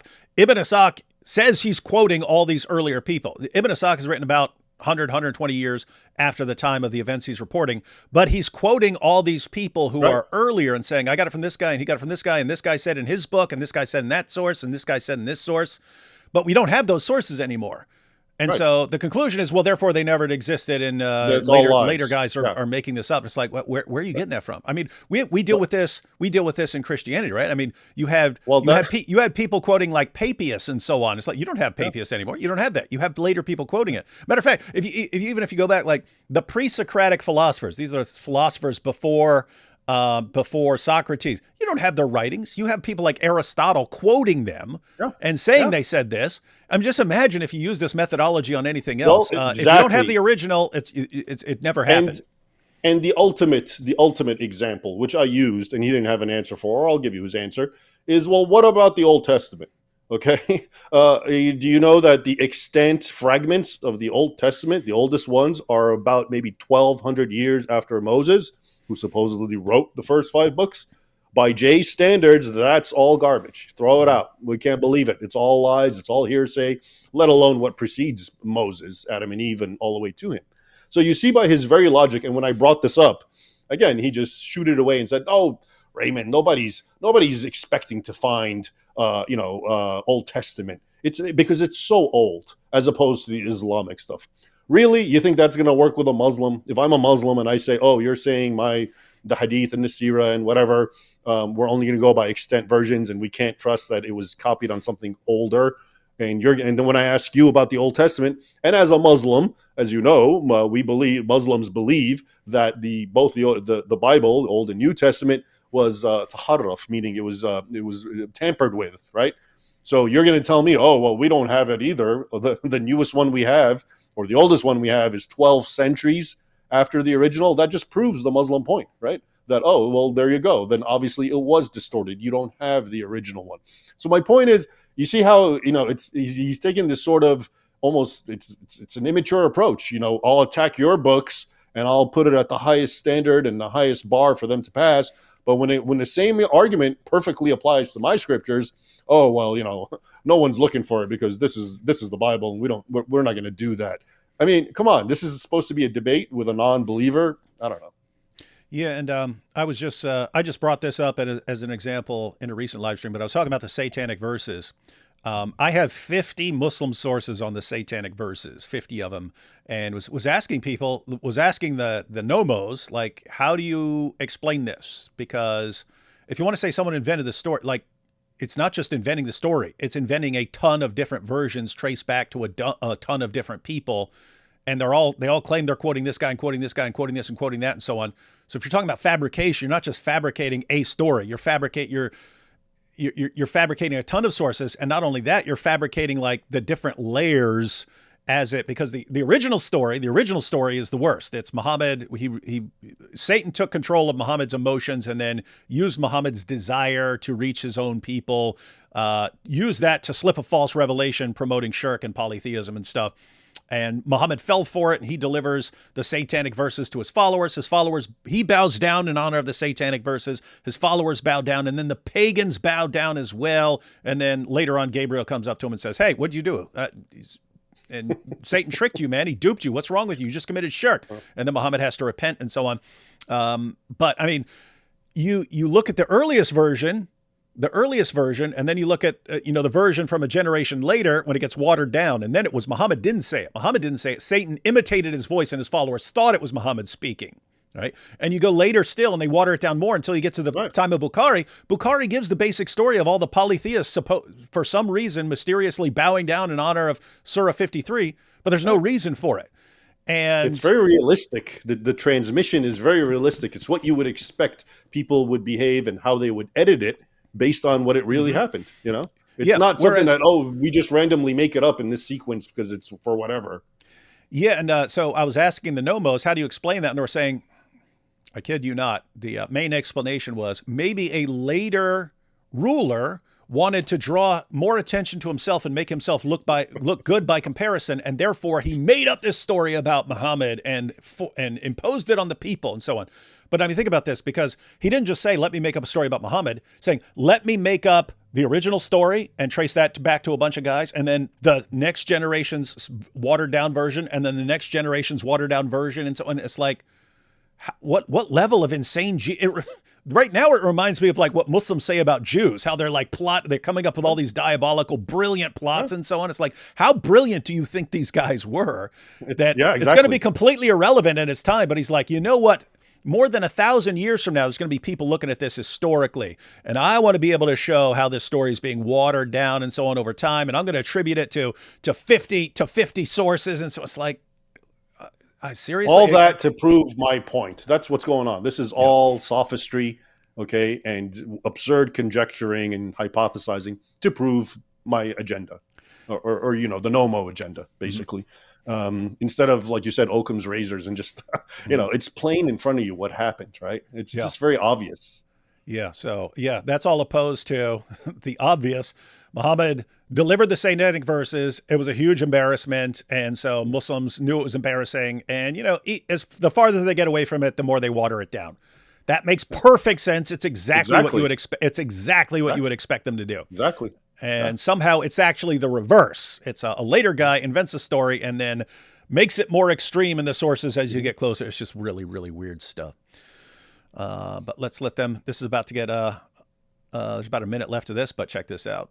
The 10 major points. Right. And so what he is, and you can see for an awful lot of Christians who have, like David Wood is the same way, or Hatun Tosh, my colleague, they are all trying to shut me down because everyone, have you ever once, up until we very recently started attacking the position, because now he wasn't just saying it about me, he was saying it about my friends and so on, and because he was getting exposed for using just completely made up information. Have you ever heard me try to shut Jay Smith down? Once. No, me neither. Anytime. No. Yeah. No. Instead, this comes up regularly in conferences. Oh, he and said stuff. that in the video, the 2-hour video where he says the prayer. He said that about me like 5 times. Raymond Ibrahim's this guy who's trying to shut me down. Yeah, because we're trying to cover up the truth because we're evil, everyone. But guys, think about this, because he makes up that we're trying to shut him down, and then makes up the motivation for why we're trying to shut him down. So guys, if you've paid attention in live streams and at conferences and stuff where this comes up in the Q&A, you can go back every single time I've been asked about this. What do I say? Every single time, because it's what I believed. So I don't believe Muhammad existed, but I understand there are all sorts of problems with the Muslim sources, and so you can be more skeptical than I am and so on. But I think it's great that we're running different arguments and see where they go. And eventually, if it doesn't work out, it doesn't work out. But sometimes, especially if you got like a newer argument, like the ones Jay's using, sometimes you have to run the argument and see where it leads and see where it goes. So, yep, I'm in favor of running all these arguments. That's what I've said every single time. What does he say? What does he say when he's representing what happened? I'm trying to shut him down. And he's about to give the reason we're all trying to shut him down. And he tossed out, did he say that Hatun's been trying to shut him down? Is that? I think so. Let's see. Trying to shut me down, because if Christians who have, like David Wood is the same way, or Hatun Tosh, my colleague, they are all trying to shut me down. Trying to shut him down. If there was no Muhammad, then where are they going to go for all their great work, all their great material to attack him? If we really believed he didn't exist, wouldn't we all just go in that direction and say we can wreck Islam like this? We don't believe that. I don't even know where Hatun stands on this issue anymore, because she listens to Jay's stuff. But if we thought there was a better argument that was actually correct and this could be used to destroy us, wouldn't we just go with that, Jay? Well, no, I think he's being more cynical. I think he's trying to suggest what I pointed to earlier, which is kind of like, this is our bread and butter, so we don't want Muhammad I'm saying on the theory, given the theory that it's our bread and butter, why wouldn't our bread and butter just switch to Muhammad didn't exist? I mean, obviously their audience is full of Christians who love it. They love it. So why not? Why wouldn't we just, let's jump on the Jay bandwagon? That's definitely an option. But the real point is it doesn't matter what you guys, the Nommos, are saying. Muslims, 2 billion, still believe in Islam, and therefore our job security is fine, despite what you guys tell yourselves in your echo chamber. That's the point. He's trying to act as if, because once again, it's because they say there's no Muhammad, ergo every Muslim also agrees, and guess what? The narrative's falling apart, and you and I have nothing to talk about anymore. No, sorry, believe all you want about Nommo. The Muslims don't, and they're still going strong and believing in their faith just as they always have. So, yeah, job security is fine on that end if that was the case. Yeah, so in other words, there would be, even if we thought Jay had the truth, we would have no reason to think that this would be a problem for all the gravy train to continue, because he could spend the rest of his life arguing this. There's still tons of people to reach, and therefore we'd have an endless supply of people to criticize Muhammad too, regardless. So in other words, false that we've been trying to shut him down, false that this is our motivation. He can't get his mind around the fact that anyone just disagrees with him and doesn't, especially when we look at his arguments and it's, did you know that all the church fathers were saying Mahmad is a title for Jesus? And then it turns out to be completely bogus. Back this up a little. No Muhammad, then where are they going to go for all their great work, all their great material to attack him? There's nothing else to talk about. Well, yeah, but the Muslims believe Muhammad existed. So David's doing an internal critique, as you say, that, Muhammad, that's all that matters. Married young people and had 15 wives and did many awful things. He cut the head off of all these Jews. He said, kill any Jew under your power. He did all these, what we would say are evil things. And so David's taken that approach. You've tried that for 30 years and it hasn't gotten many converts. What planet has this guy been living on? You've been trying this. So Jay's been attacking Muhammad for 30 years and it hasn't seen, where's he been? I've seen tons and tons and tons and tons and tons of, in matter of fact, almost every person I've ever seen who left Islam after finding out all this stuff about Muhammad. That's when they start doubting Islam. And apparently Jay's just been living in some alternative reality. The apostasy rate among young Muslims went from around 0% 20 years ago to 26% most recently. What is that? Is it because of the powerful evidence that Muhammad never existed? No, it's because we made the information more common knowledge. So now Muslims are finding out about it more and more. They're finding out, hey, everything I was told all my life by my imam does not line up with what my own sources say. That leads to that's led to the avalanche of apostasy. And then Jay's saying, oh, no one, that doesn't work. That's why we needed to go in this next direction where, again, I've never seen one Muslim leave Islam. There may be Muslims who've left because of this. I've never seen one of them. And so the idea that this is just more effective and that old approach doesn't work, that's if that's what Jay is saying. Now, this was just Frank interpreting what Jay said as this. I don't know if Jay said that earlier in the talk or something like that, but if Jay's actually if Jay's actually saying that, this doesn't work. This is what really works. He said that. He said that in our debate. I mean, he said that. And you know, just to sort of elaborate on what you're saying, and I pointed this out before, but I'm privy to another window that most people are not to, because I'm an Arabic speaker, and I watch polemics against Islam from former Muslims, from Abuna's Father Zakaria Butros, Brother Rashid. Thousands of people were leaving Islam from them, and all of their polemics are based on the character and nature of Muhammad, not his non-existence. No Arab speaker who is like you saying, thousands, if not millions of Muslims are causing them to leave Islam, engages in that argument. They all engage in the so-called internal argument based on the character and nature of Muhammad, because it's so by nature powerful. You're fighting fire with fire. Muslims can't evade the points that we make, which is, it's your book. I'm going by your book. Your book says this, and now I'm asking you to use your reason and say, is it good for a prophet to act this way? Is this just for him to treat women like sex slaves, and you can have as many sex slaves as you capture, and you can, sleep with young children and everything else? Okay, that is a powerful argument, and that's why I think we were talking earlier. You showed that poll, which showed the number one reason Muslims leave is because of the nature and character of Muhammad, and that poll didn't even show that Muslims leave Islam because they think it didn't exist at all. It wasn't even the top, I think it was 5 points that it showed. It wasn't even number 5. So it's absurd. Again, it makes you wonder, what's the motive here? That he would actually say that the argument that does work is the one that doesn't work. And the one that doesn't work is the one that has to work, even though it doesn't even make sense and it's so ineffective because it doesn't make sense. Yeah, and it's very interesting to me because back in the day, if you go back 20 years, in Christianity in America, it was taken as standard, just standard. Even in churches that are talking about how to witness to Muslims and how to convert Muslims and so on, it was standard. Never criticize Muhammad, never criticize the Quran. And when I was hearing this, it's like, okay, I only knew of a couple converts back then, but it was like, hearing that all the things they were taught about Muhammad were false according to their own sources was a huge part. And churches are saying, don't ever share this stuff because you'll hurt the Muslims' feelings and you're going to drive him away and he's never going to listen to you. So just preach the gospel and don't ever criticize Muhammad or the Quran. And I'm sitting there thinking, all of my experience goes against all of my experience with Muslims, like flies in the face of that. And so where's this actually coming? It's funny because I actually traced it to where they were getting it from. One, they were getting it from missionaries to Muslim countries, right, who come back and speak at churches and stuff. And like, well, it makes sense if you're a missionary in Saudi Arabia not to go around criticizing Muhammad. You don't want to get killed. That makes sense. What's that got to do with us in the U.S., right?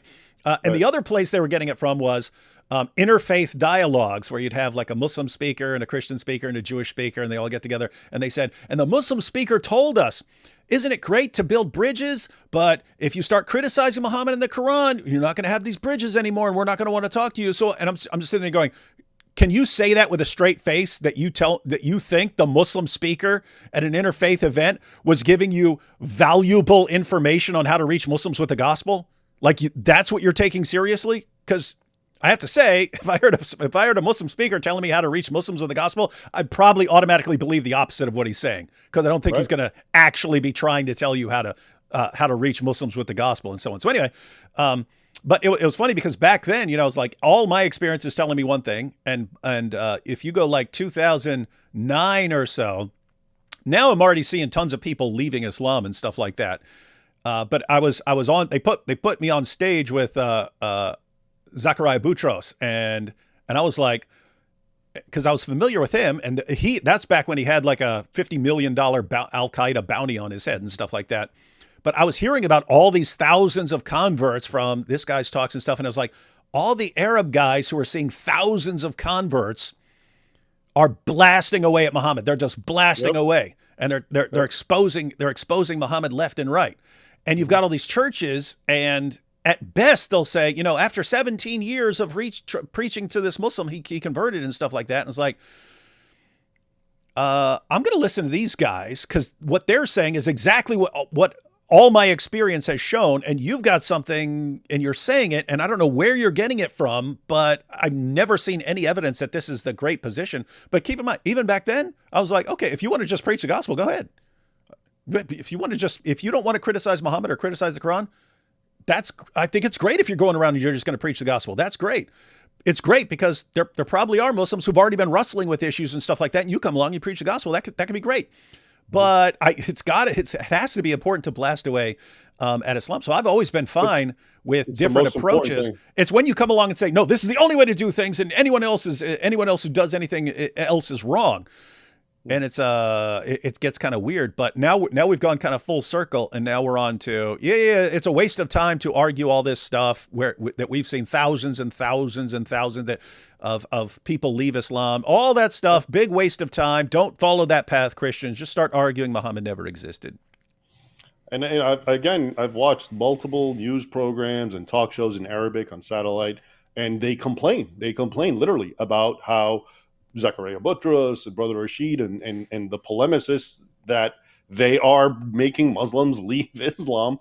And what is their method? What is their polemic? It's absolutely 100% about the nature of Muhammad. Okay, so for anyone to ever argue that is weak or that is ineffectual, I mean, that's crazy. That is the number one tried and true polemic that every Muslim cites, and even Muslims who are angry about this, like I told you, when I watch these shows, that's what they point to. And that's why that will get you killed. I have yet to hear anyone complain about, these guys are casting doubt in the existence of Muhammad. I'm sorry, I just haven't. That doesn't happen. Again, if someone wants to use that and wants to preach no-moery, that's fine by me, as long as they're moderate no-mos. But when they become, cantankerous and all they want to do is fight with us, okay, then I have an issue. Yeah, we've got all these radical no-mos coming out of the closet. It's creepy. Yeah. Dr. Ibrahim, how special were the Martyrs of Otranto? Well, I mean, for those who don't know, the Martyrs of Otranto, I actually made a video about it and wrote about it. It was their anniversary was recent, and it's basically the Ottomans invaded Italy, Otranto, and they massacred all the Italians, and then they had like 813 captive men, and they enslaved the women and children, and they tried to be magnanimous, and they said, okay, all you have to do is renounce Christ and embrace Islam. And one of the men said, you know what, we fought for our land and we lost. Now it's time to fight for our souls. And every one of the 813 refused, and they were decapitated ritually, and their archbishop was sawn in half to cries to Allahu Akbar. And, and again, so it's very important. And until today, we have their skulls in the Church of Otranto. There's an actual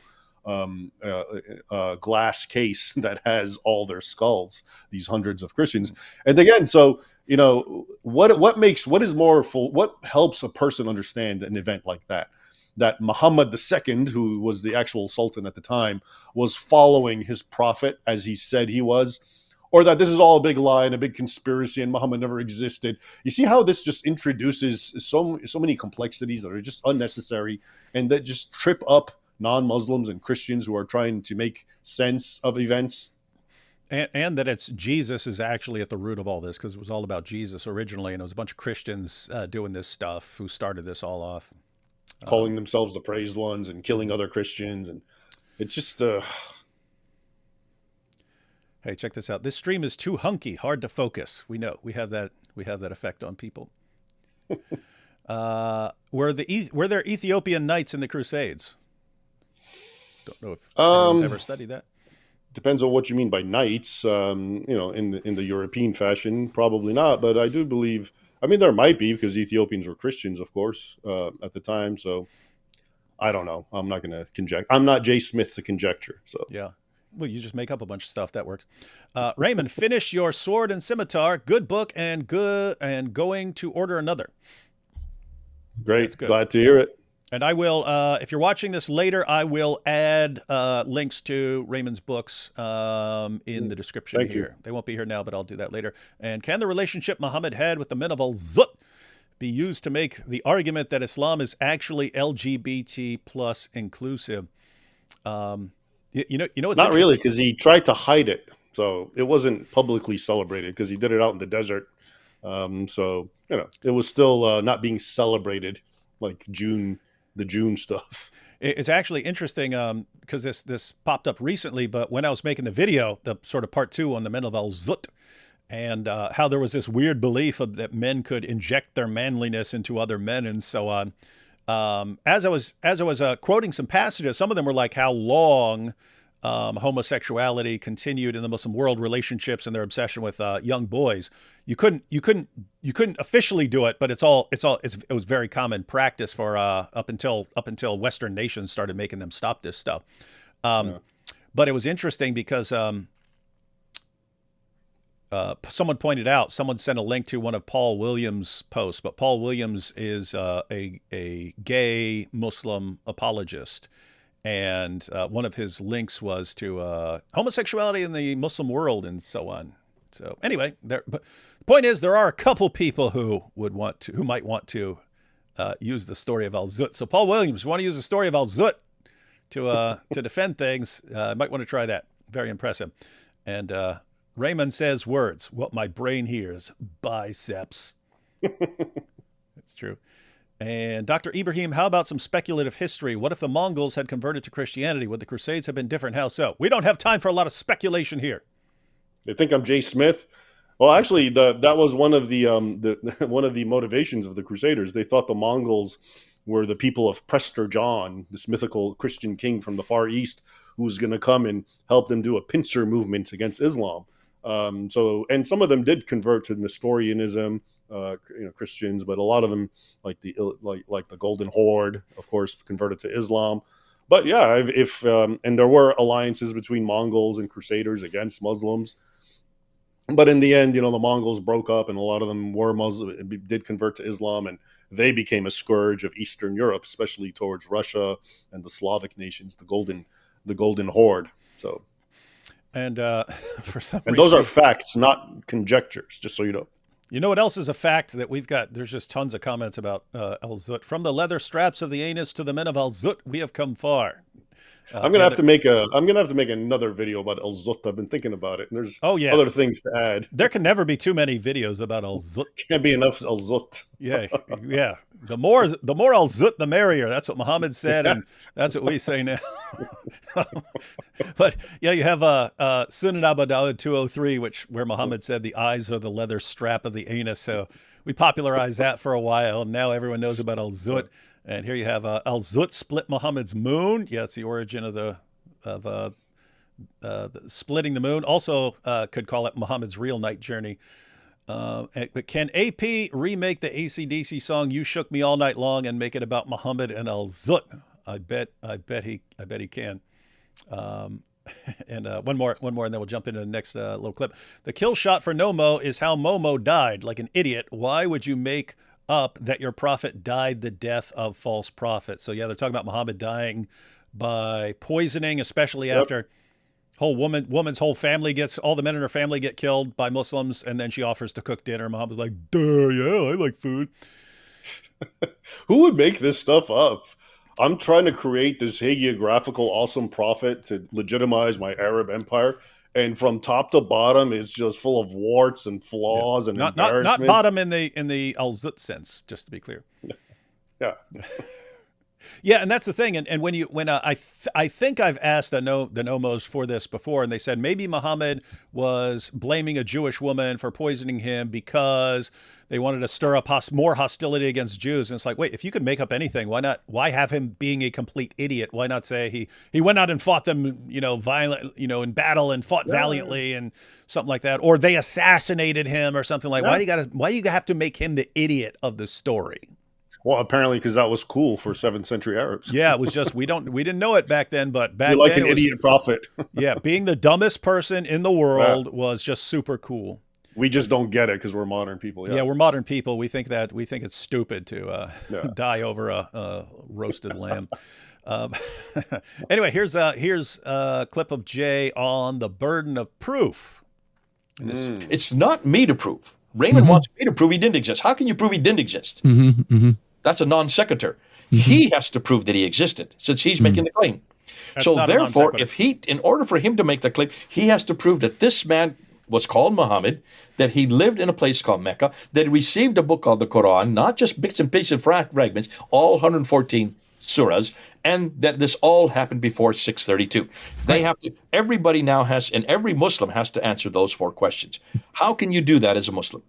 And I actually want to tie that together with his claim about the topic here, because that's also a short clip. But let's see. In the debate that I did last week with Raymond Ibrahim, when you look at the debate, it was a debate that was set up really to answer the question, who is, or did the Muhammad of Islam exist? That was the title. He sounded like he was about to say, who's the real Muhammad? But he switched it to... the goalpost is always changing, so... Yeah, let's see what he says. Who is, or did the Muhammad of Islam exist? That was the title of the debate. They say it was the title that we challenged Raymond to because of the fact that he came up very clearly in his 2 videos in April saying, I don't even have to look at Jay's videos. I know how to prove that Muhammad existed. It turns out that Muhammad that he was supporting is really a historical Muhammad, or Mahmad, that's what I believe whichever in. way you want to put Muhammad it. of history, Not the Muhammad of Islam. He did not want to take that on. I now understand why he wanted to go first. I couldn't figure out why he wanted to go first since we were doing the challenge. It would make sense that I would go first. I didn't want to go first. It was offered to me, and I said, okay, yeah, because I'm the one who started this by making my videos. I'll make my points. But just and just obviously, you would be the affirmative usually goes first, unless there's some weird reason for and the not to affirmative mention, not to go I first. I thought the first is actually the weaker position because the second one now has ammo, whereas I'm just talking. So anyway, so first of all, for him to say that this wasn't the agreed topic, just to show you how it's not true. Okay, he already mentioned my 2 videos. My 2 videos, like I told you, I didn't make 10 points. Anyone can watch them. They're online. I made 3 points. I argued that Muhammad from the 7th century non-Muslim sources was real. I argued that the Sunni Shia split proved that his DNA is in action because that's what they believe. And I made the argument from embarrassment. It was just those 3. And he wanted immediately to debate me. Now, if you want to debate me on what I just said, it was those 3 points. And so when the debate started, I made those 3 points, but even more emphatically with quoting Patricia Crone, etc. So I find it kind of strange for him to now be like, oh, well, that's not the real Muhammad. That's another kind of Muhammad. And he just keeps, and the criteria. Before I end the point that the first point he said is I have to prove it, right? Mm-hmm. The burden of proof is on me. And also on Muslims. He brought that up during the debate, and I think I shut him down right away because I said, yeah, technically speaking, theoretically, it is. But in this case, Muslims don't have to prove a thing to you. Okay, they've offered you the Dawa to believe in Islam, right? And people like you and I, we believe Muhammad existed, but we haven't accepted it. We think he's a false prophet. Okay, kafir, infidels. You, Jay, are saying he didn't prove to me he exists. No, we're not going to bother proving anything. Kafir, you're an infidel. So it's kind of silly for him to think that Muslims are troubled and they feel that there's this burden of proof to prove to us that Muhammad existed. No, they don't. It's a totally inapplicable point to even make. He's trying to bring the standards of philosophy as if Muslims are going to care about this, and they're not. Anyway, I'll stop for a while. I would also think that's just ridiculous. I mean, think if someone comes along and says, "Hey, Julius Caesar never existed," and you say, "I mean, obviously Julius Caesar exists." Well, prove that he exists, and I'm just going to play skeptic. Well, if you're denying a major historical figure, wouldn't you have to show that you have some really great explanation for what happened and why everyone thinks? That's the point. That's the point. So, the historical standard is that, look, we have the records, and you need to give me some really good reason not to believe it. That's how we do history. If we start off from the first premise, which is, I don't care about the primary sources, they're all lies, Everyone has to disappear. In fact, I mentioned Caesar during the debate, and I pointed out, Caesar seems to be very real, because guess what? We have his it's not his autobiography, but his journal, basically when he was in Gaul, and we have it, right? And Caesar is something like 30 BC. He's active at that time. But guess what? The actual extant version of the journal that he wrote is about 800 years after Caesar. So once again, if we use J. Smith's impossible standards, Caesar never existed. Alexander the Great, of course, never existed, because all the primary sources come 300 or so years after him. I give multiple examples. All the Viking kings that nobody doubts their existence, Harald Hardrada, all of them, the famous ones, okay? Guess what? They all come from one guy, Snorri Sturluson, writing in Iceland about 500 years, okay? 400 to 500 years after these guys died. I've never heard anyone say, oh, they're not real because this is too late and you got to prove it to me. Okay, so if you use that standard, nobody comes out alive in history. Everyone has to disappear. And again, I give you the Old Testament argument. It applies the same way. It goes both ways. You can't just create these impossible standards and don't apply them to anybody, but then throw them all at Muhammad. And the more they're proven, the more you raise the bar higher and keep saying, oh, well, now you have to prove to me all the surahs were written. It's just, it becomes ridiculous, but that's, they fall for that, I suppose. Yeah. And the situation here is, guys. So what Raymond said is, technically, in a technical sense, burden of proof is on the affirmative and so on. But in situations like, you have to be careful about someone just shifting complete burden of proof. Why? Because there's a bunch of evidence you're trying to account for. And if you've got an explanation that accounts for this evidence, and you come along and say, no, that's not the correct explanation. Well, unless you show me there's a better explanation, that still is the best explanation. It's like the new atheists did this.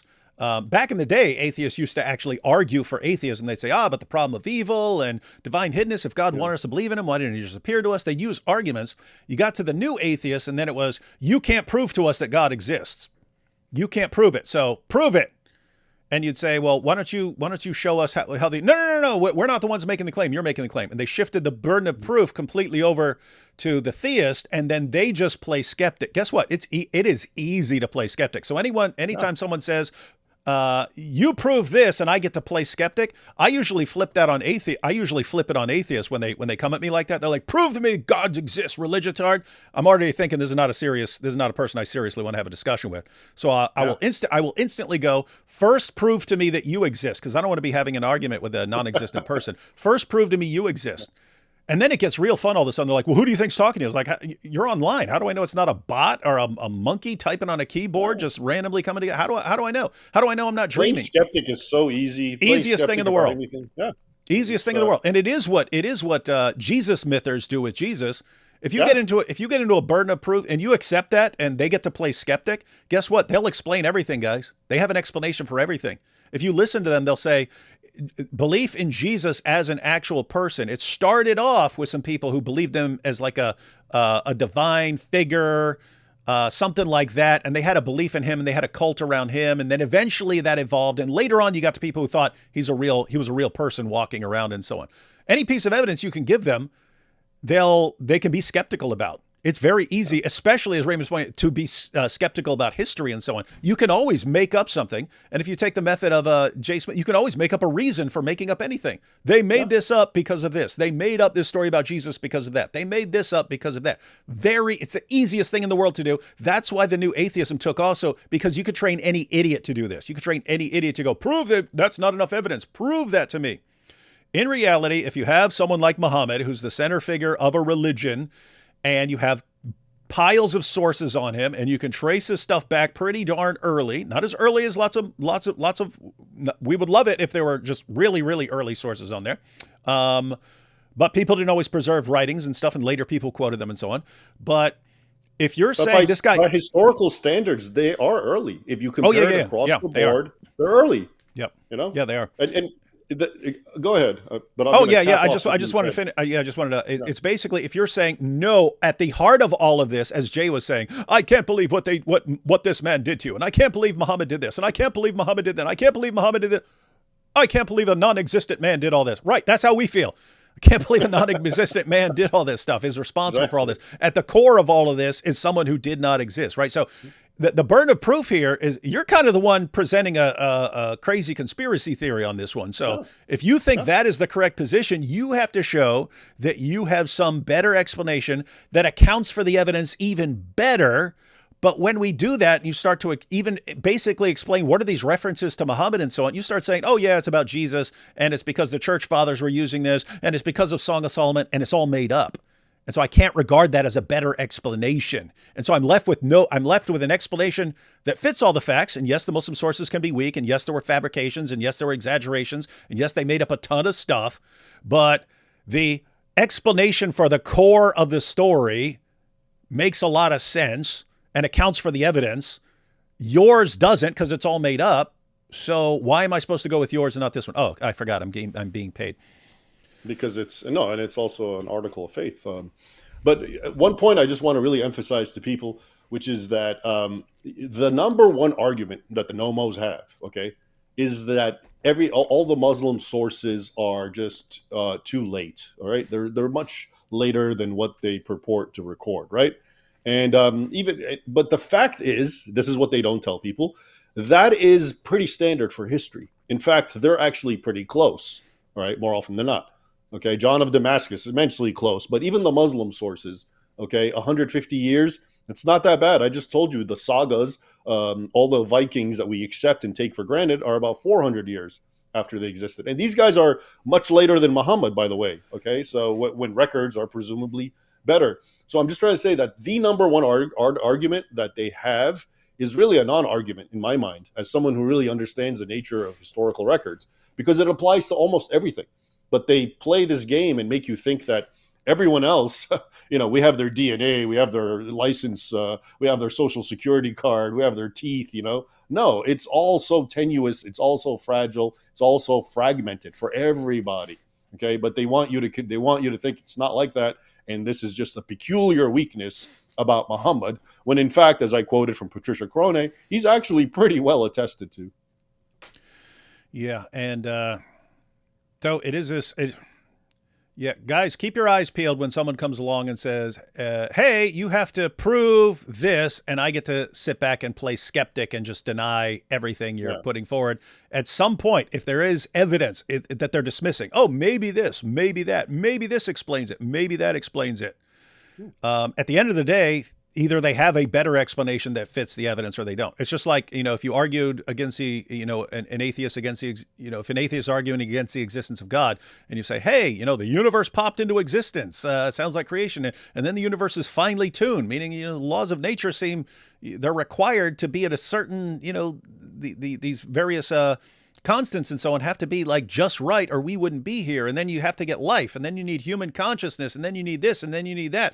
And if you say, well, that's no proof, that's no evidence. Okay, what's a better explanation for how we got all this? The burden of proof is on you. Well, okay, then. And this is, in my early videos, and I think this is what really bothered him. I pointed this out, that, the strength of the Nommo argument is that non-Muslims want to believe it. Okay, that is its number one strength. Its appeal. There is a demographic that does not want to believe that man ever existed. Okay, for numerous reasons. That is its number one appeal. It's not the arguments, because the arguments are flimsy. They are weaker than the facts that we have as recorded by history. But why are people gravitating to it? And my point was, that's the exact reason why no Muslim's going to hear it, because the Muslim starts off on a different foot. They do believe in Muhammad. He's their prophet. They love him. Okay, they're not gravitating towards this argument by nature the way all these non-Muslims and especially Christians are. That's why I guarantee you there's probably so many no-mowers who don't even know the arguments. They've just heard some guy say Muhammad didn't exist, he has letters behind his name or whatever, and that's good enough for them. Okay, but guess what? That's not good enough for Muslims, and that's the only way this will even ever matter. In the meantime, it's nothing but a distraction. And you and I haven't even talked about how this has now become not just a distraction, how it's become an actual weapon against what we're trying to do, which is actually confront Islam, open eyes of Westerners and Muslims and so forth. And, to me now, these guys, these Nommos are more dangerous than the worst Muslim troll and leftist troll I've ever dealt with, because they are a cult.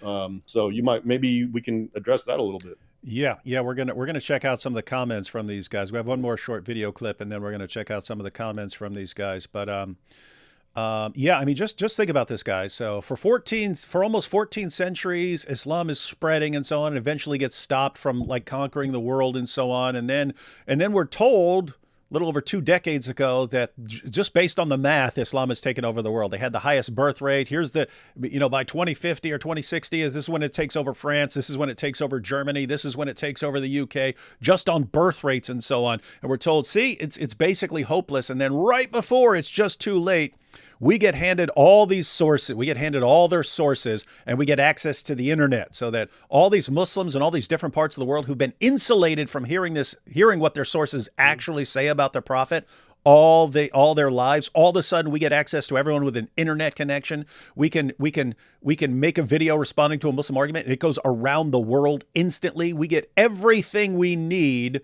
to completely destroy Islam right now in our time. And then the no-mowers want us to throw it away. That's what I mean. We start sharing it, and all of a sudden the apostasy rate shoots up from 0% to 26%. In 2 decades, Muslims are going around freaking out about what they call the avalanche of apostasy. They're the ones saying, if we don't do something about this right now, if we don't stop this right now, we'll never recover from this. And then right in the middle of all this, we get Jay Smith and the Nommos. Stop! What are you doing with all this nonsense? Just say Muhammad never existed. That's what. Let's pray. Let's pray. Thank you for Muhammad never existing. Thank you, Lord. It's just unfathomable, man, when you really think about it. It's really, really, really, really weird.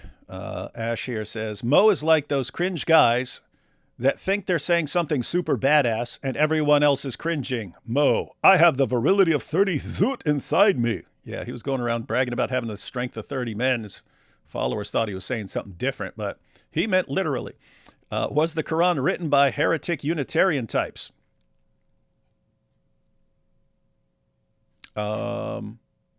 Not sure what you're referring to here. You mean like the pre-Quran, like people like Jay and stuff will believe that there was the Quran before the Quran, that this was some Syriac thing or something like that? Yeah, I don't know. D. Wood, Raymond Ibrahim, have you considered teaching in schools? I mean, I've been offered, but I'd rather just do what I do, which is teach online and through my books. Yeah, and that was my plan back in the day. It was Muslims who derailed that. We actually had a Muslim who used to stand out in front of the school. I was teaching at Fordham. I was teaching philosophical ethics and philosophy of human nature. There's a Muslim who would stand out there, and eventually got to the point where like one of my students showed up and said, "Hey, there's a guy out there talking about you." It's like, and they had already been calling the school, but now you had a Muslim out actually standing out in front of there, and so it was okay. I cannot do both of these. I cannot teach philosophy at a university and be criticizing Islam. So either I have to back off Islam, which is what they wanted, and then just teach philosophy, or I have to burn that bridge and just say, okay, I spent my entire academic career studying to be a philosophy professor, but I can't do that. And so I said, okay, there are plenty of people who can teach philosophy. There aren't enough people blasting away at Islam, so I'm going to go blast away at Islam, and I'm not going to give them that power. I'm not going to give them that power over me. So I was willing to sacrifice my entire academic career and teaching career to blast away at Islam, and then it turns out I was just in it for the money the entire time.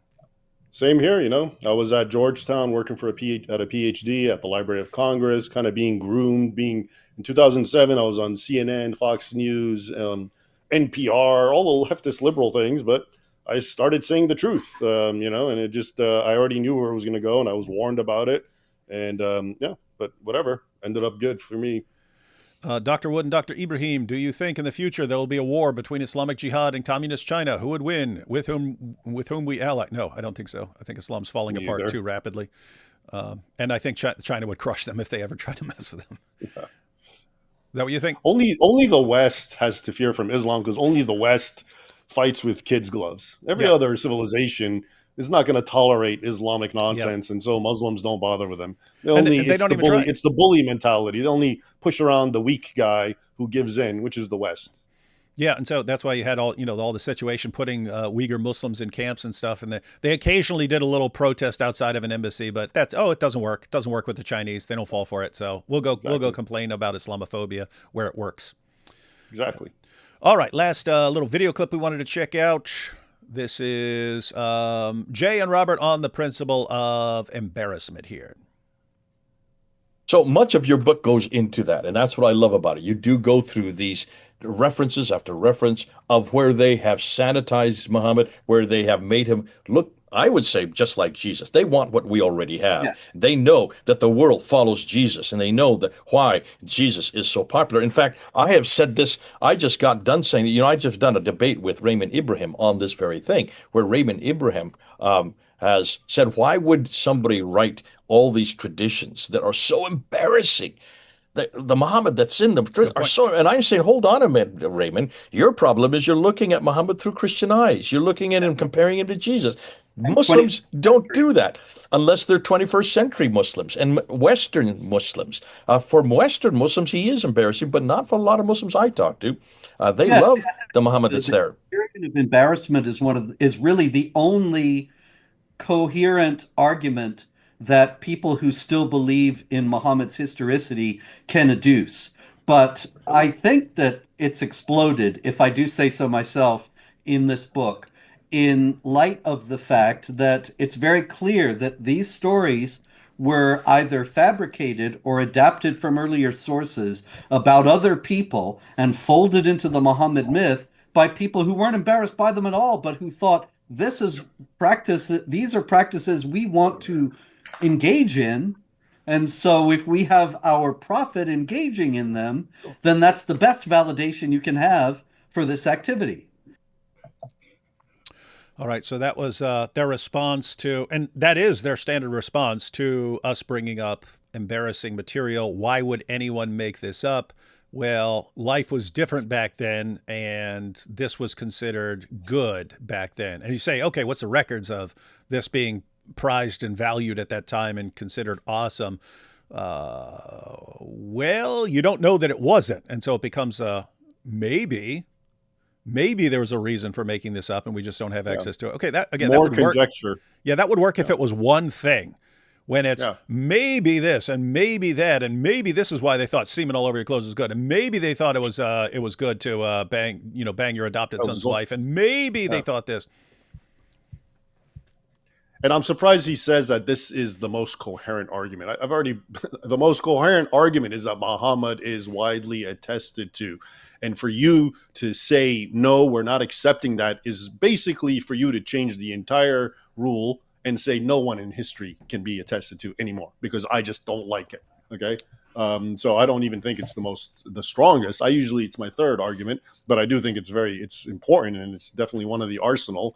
But yeah, the only thing that you can say is possibly, moderns don't get, but I get, is basically the sort of, the tyrannical Muhammad. Okay. Yeah, that's true. Arabs in the 7th century wouldn't have a problem with an authoritarian, tyrannical, even cruel Muhammad.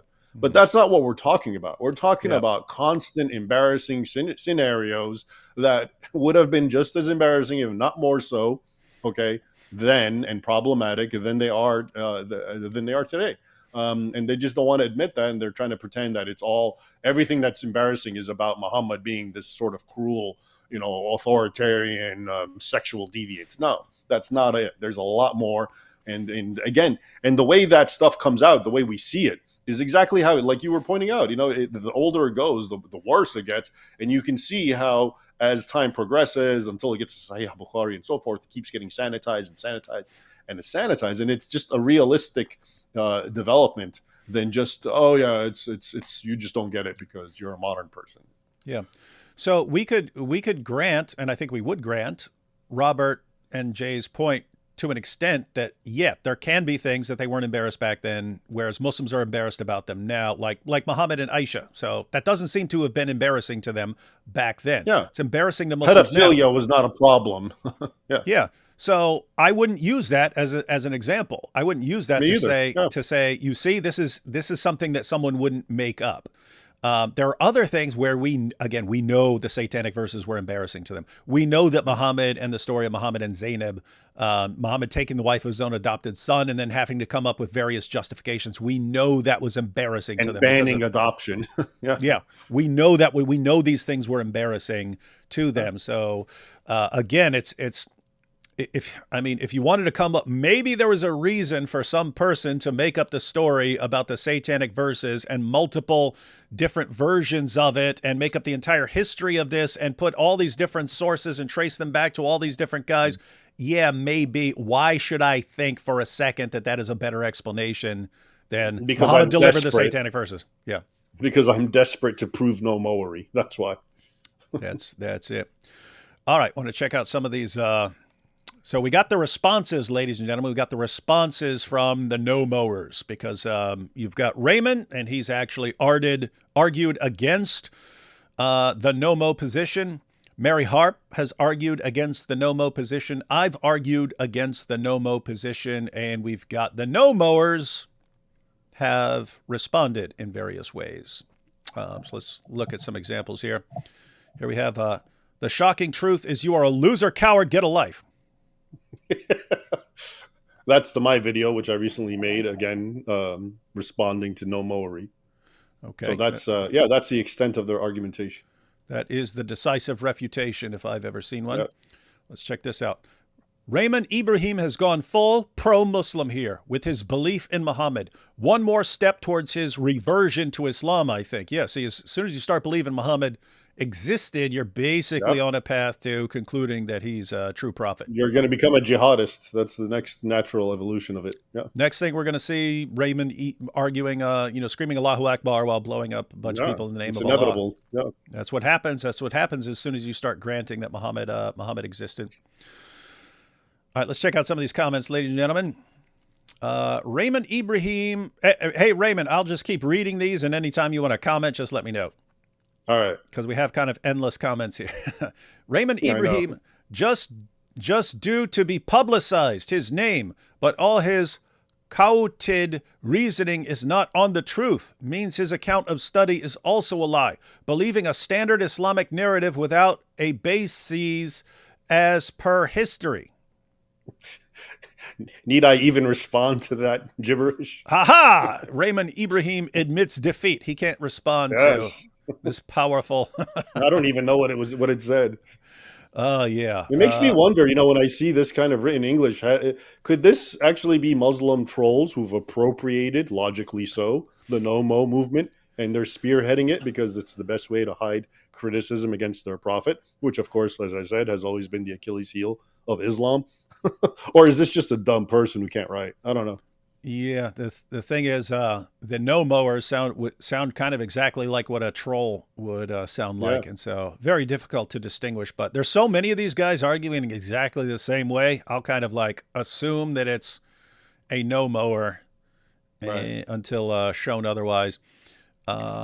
Muslims fooled everyone with these stories of Muhammad. The name Muhammad did not exist in the beginning of Islam, nor did any of the writers of Muhammad know if he ever existed. Muslims had to redact verses back to force Muhammad into history. Raymond Ibrahim is like a Muslim that were brainwashed in a madrasa. Raymond Ibrahim trusts everything Muslims write down with zero historical evidence from Muslims from the 7th century.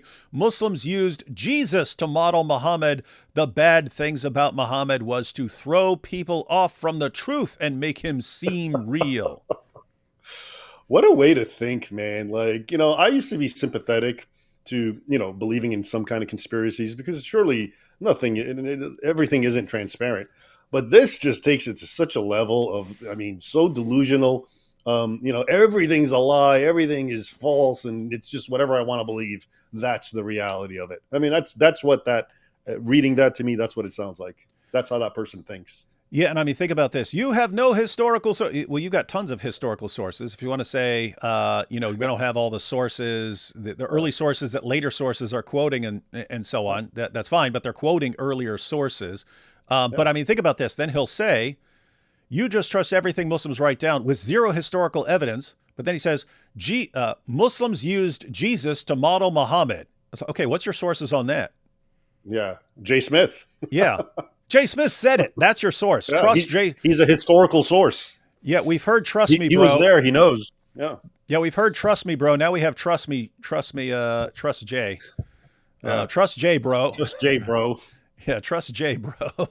And that's amazing. But I mean, think about this. It's any evidence you quote, we're going to be super hyper skeptical of and reject it. And if Jay just makes something up, No, or another Nommo makes gospel something up, truth. it's indisputable. It's gospel And the only reason you could even question it is if you're being paid by Qatar. What else? Obviously. Oh, awesome stuff. Awesome stuff, guys. You guys are doing a bang up job here, Nommoers. We have two of these. This guy is offering nothing sensible. It must be annoying for Jay. He's arguing dishonestly, very dishonestly. That's about you. Raymond is So the guy who's presenting evidence is dishonest, and the guy who's just offering conjecture after conjecture is honest. Mm-hmm.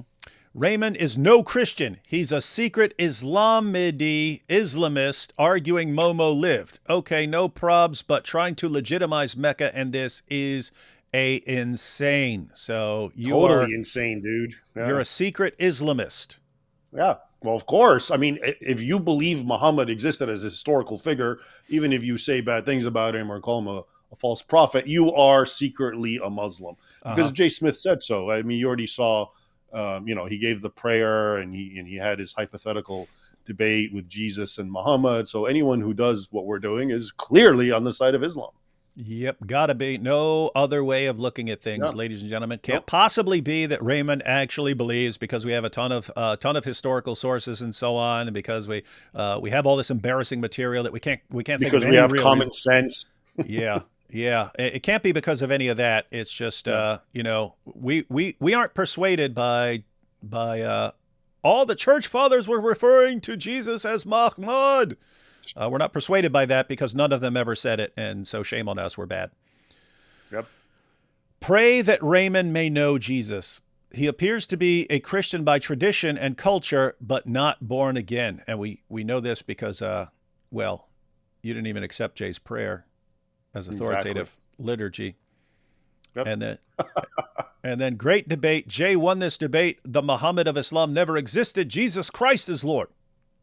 You got to love the connection, I mean, there it goes again. It's that kind of cultic mentality. If you're going to believe in Jesus, you have to, as a corollary, believe Muhammad never existed.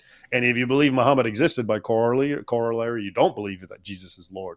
And that's what this comment right here is saying. That's how it works. No, he did not. Islam is a pagan religion. You've got to love this. Did Muhammad exist? No, he did not. Islam is a pagan religion, as if Islam being a pagan religion means Muhammad didn't exist. Well, I'm trying to reconcile the two clauses. I don't get it. Yeah, the Greeks and the Romans had a pagan religion. I guess Greeks and Romans didn't exist. Yeah, exactly. Pagan religions don't exist. That's the lesson. Yeah, pagans don't exist. Let's see. Raymond Ibrahim is embarrassing. Where does he get that nonsense from? The height of delusion on display here. Self-delusion is dangerous. You got to love this stuff. Oh, yeah. It's awesome. Raymond, if you proclaimed to be a Christian, which book is true about Hagar and Ishmael being out in the desert, dry sands? Well, I don't even know what that's asking me. I think it's saying... Yeah, I think, you have to try and figure out how they think, but it's pretty disturbing. But I think it's saying... I'm okay. Yeah, I think it's saying... if you claim to be a Christian, what are you going to believe? The Bible narrative or the Muslim story about Hagar and Ishmael, blah, blah, blah. Oh, okay. Let's see. In Revelation chapter 12, Islam belongs to the devil. Where did the Christians go? Revelation 13:10, Mary, please do convert. Oh, now we're getting into stuff about Mary. Mary, you need to convert here. You see, it's an article of faith now, all right? The Nommos, okay, the J followers who are Christians, it's become an article of faith. If you dare believe Muhammad existed, you have proven you are not a Christian, okay? Yeah, if it's reached that level. Yeah, Revelations says Islam belongs to the devil. So if you believe Muhammad existed, you belong to the devil, and so you need to convert. Apparently, it seems like what it's thinking. But again, hard to tell with these guys. It's not only hard, it's kind of scary to try to enter into their brain and thinking patterns, to be honest with you.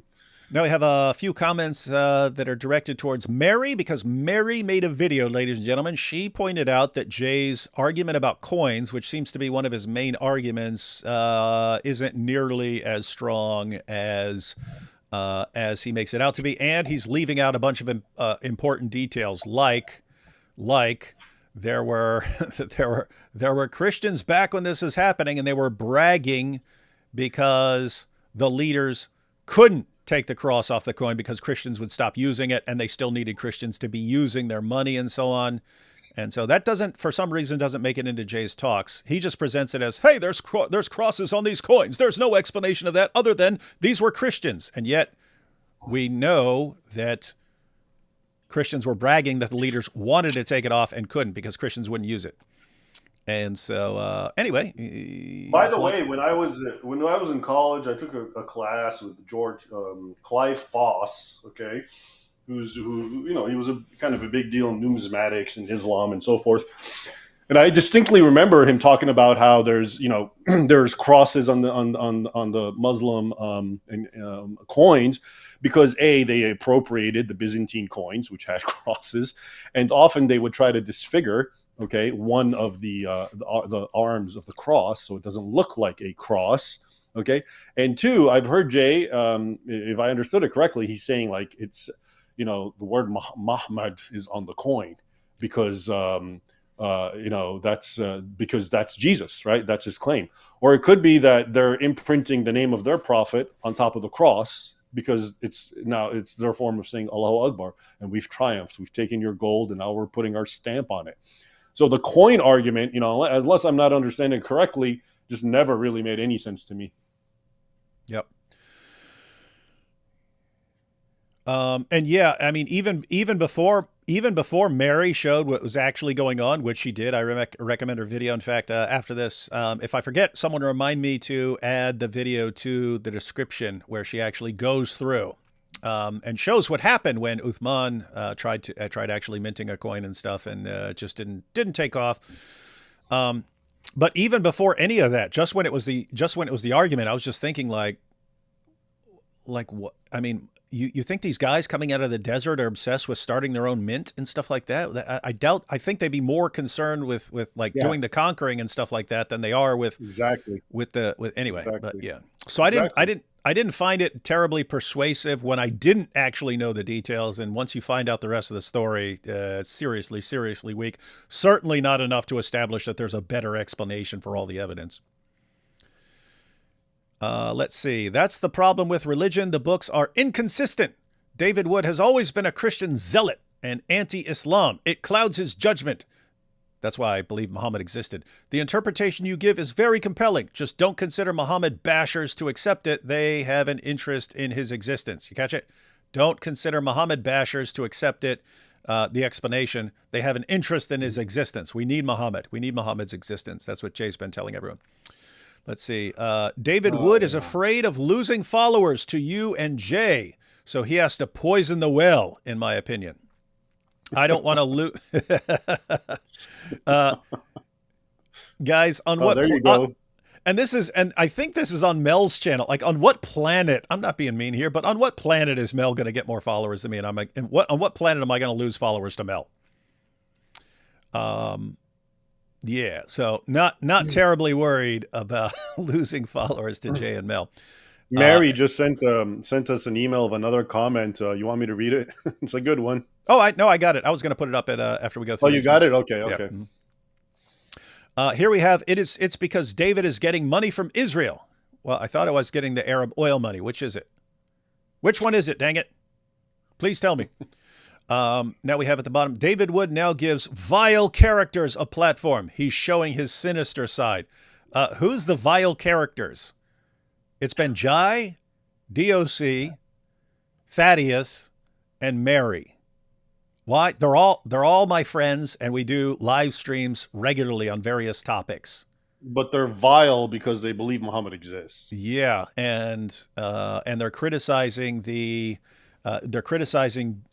Jay's new cult, and they must be evil, and I'm giving a platform to them. And now even the worst of the worst, Raymond Ibrahim. Wow. Yeah. I'm getting seriously terrible. Now you got the real Muslim on board. Many years after reading Robert's book, Did Muhammad Exist?, I'd go on yearly church retreats with a Coptic brother. He hated what Islam did to Egypt, but he was so invested in the standard Islamic narrative. I have to point out, I'm the one who came up with SIN as abbreviation of standard Islamic narrative. And I made I made it as standard Islamic narrative about about what Muslims think the Quran says about the previous scriptures. So I abbreviated the standard Islamic narrative, and then I contrasted it with my view, which is that Muhammad thought the previous scriptures confirmed him, so he had no problem confirming them because he thought that's what they said. And so I compared the two hypotheses. But Jay popularized it for this, interestingly. Yeah, and I actually I commended him, and I was like, oh, that's a good acronym, by the way. And you didn't mention you came up with it. Shocker, He took the compliment. Yeah, normally I don't even point it out because I steal people's stuff all the time and I don't credit them. Okay. So I usually don't care when people steal my stuff. I think it's hilarious and awesome when I see people using something that I came up with. But how are you going to use it to trash me when I'm the one who came up with it? Anyway, but he was so Let's invested. all officially acknowledge, however, that I have coined Nommo and Nommoery. Yeah, so I coined standard Islamic narrative, and I started calling this stuff a cult. Nommo, Yes. Nommo, which was brilliant. Now we have the cult of Nommo, and all these Nommos coming out of the closet in their cult, and that was Raymond Ibrahim. So let it be forever known, Raymond was behind the popularization of the Al-Zut story. That's when it took off, everyone. Thank you. And I would just say the Al-Zut story. My prediction is that just people knowing about Al-Zut, just that one story, will be more effective than Jay's entire approach will ever be. Yeah, and that's why I did it. I was trying to show, if you look, hard enough, you're going to find stuff that isn't embarrassing because we're modern and we not don't get hard, not hard enough in the Zut sense. I just want to clarify what you're saying. Right, go ahead. I mean, just their name, Al-Zut. I mean, you got to love it. It screams credibility, not like Muhammad screamed, but it screams credibility. Right. Yeah, so this guy says, many years ago, after reading Robert's book, Did Muhammad Exist? I'd go on a yearly retreats with a Coptic brother. He hated what Islam did to Egypt, but he was so invested in the standard Islamic narrative and in the existence of Muhammad, he'd get angry and arguing for it. I could never understand why it was important for him. Well, maybe because you had Muhammad who was the man behind so much devastation in Christian lands. And when some dope comes along and starts saying, oh, Muhammad never existed, it was actually Jesus. And then, Christians started doing it. And then it took, maybe you sound extremely disrespectful to all the people who are violently subjugated by this stuff. And annoying. Yeah. And let's see. They are unable to understand because they lack totally the love towards Jesus Christ. This is why we don't get it, guys. We lack the love towards Jesus Christ. Only our love to him, towards our enemies and our neighbors and self, initiates light in our soul. And this light of our souls is needed by our mind to recognize and discern what is said or written. Continue your good works. This is towards Mel, because you see the heart by Mel down there. Continue your good works while staying connected with our Savior and Redeemer. Only he can and will lead you into truth, as is written. So we don't love Jesus, and therefore we're not being guided into the truth, unlike Mel and Jay. Right. If you listen to the Holy Spirit, it's going to always tell you Muhammad never existed. So we're not truly being guided.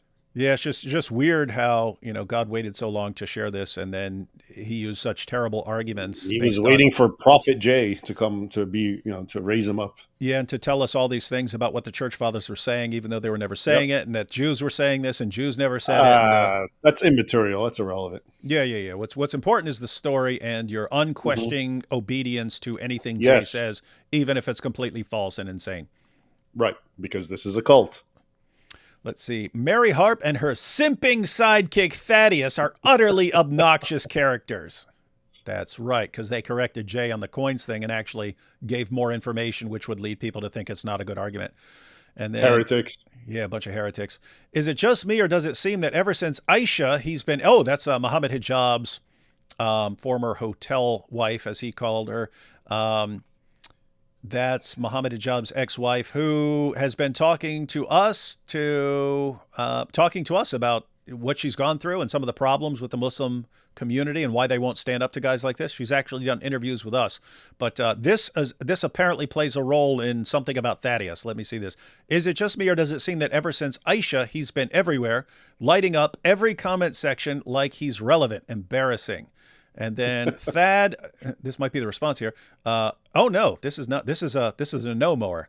He says Thad was fired from his job in Ohio earlier this year. D. Wood was told he could not enter the UK because of his felony record. Wood must have taken down a hill fall ever since. Like, what does me not going to the UK have to do with anything that's going on here? You could say that Thaddeus getting fired from his job, I mean, it's kind of obvious.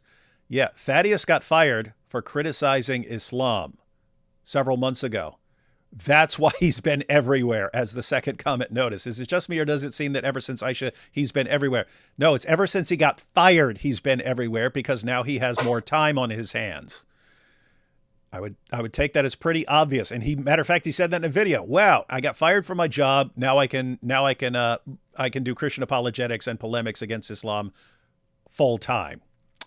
Interesting, but nope, it's something else. Those who use ad hominems in lieu of arguments are narcissistic attention seekers. Really? You mean like saying... You mean like all these guys? Yeah, you mean like saying we're just in it for money and we're getting paid by Jews, we're getting paid... The best way to deal with them is to ignore them completely. You could tell them you said the Kaddish for them, even though you're not Jewish. Attention is their oxygen. Remove it and they die. They'll just be left to posing tantrums that will eventually bore their followers. Losing followers is the worst kind of death for them. We don't want to lose followers, guys. And if we talk about a bit of projection. Yeah, if we don't stop Jay, we're just going to lose followers, and so that's why we resort to nothing but ad hominem attacks. This is insane. Yeah, talk about projection, man. Wow. People who love untruths about Islam, I guess that's us. People who love untruths about Islam will always feel gutted that their sacred cows are being slaughtered in the debates about Muhammad, the Quran, and Mecca. Carry on, Jay. You are an apostle of Christ and male too, even though you guys have already split and can't get along anymore because you're blaming each other for all the mistakes you guys made in your terrible arguments. Thanks for your painstaking research. You mean the research that he's already had to abandon and gaslighting everyone and saying that he abandoned it so long ago, even though it was July, and highly competent research dissemination. Wow. Before we pass the ad hominem stuff, I have a little amusing anecdote for you from Jay Smith. Oh, yeah? When I first made my videos talking about him and responding to Nommo, and all I ever did is just mention his name like once, and very respectfully, because I tried to put a name to what this is, because everyone who would contact and attack me would say, you have to read Jay Smith. So I basically said, apparently Jay Smith is the one who's saying it. And I was like, I'm sure he has his reasons for believing what he believes, etc. But anyway, in one of his responses, him and Hatun, they say, well, who's Raymond Ibrahim? And they say, oh, he's a bodybuilder. And then Jay goes, oh, and he tells everyone, yeah, okay, put that under your wing. Okay, remember, first he's a bodybuilder, and then second he's and I'm also an Egyptian, and then finally I'm a critic of Islam. Okay, now that's not an ad hominem attack. The guy was basically saying that, okay, I'm just a big dumb muscle head, and so what do I really know? So there's your perfect example of ad hominem and how it was used.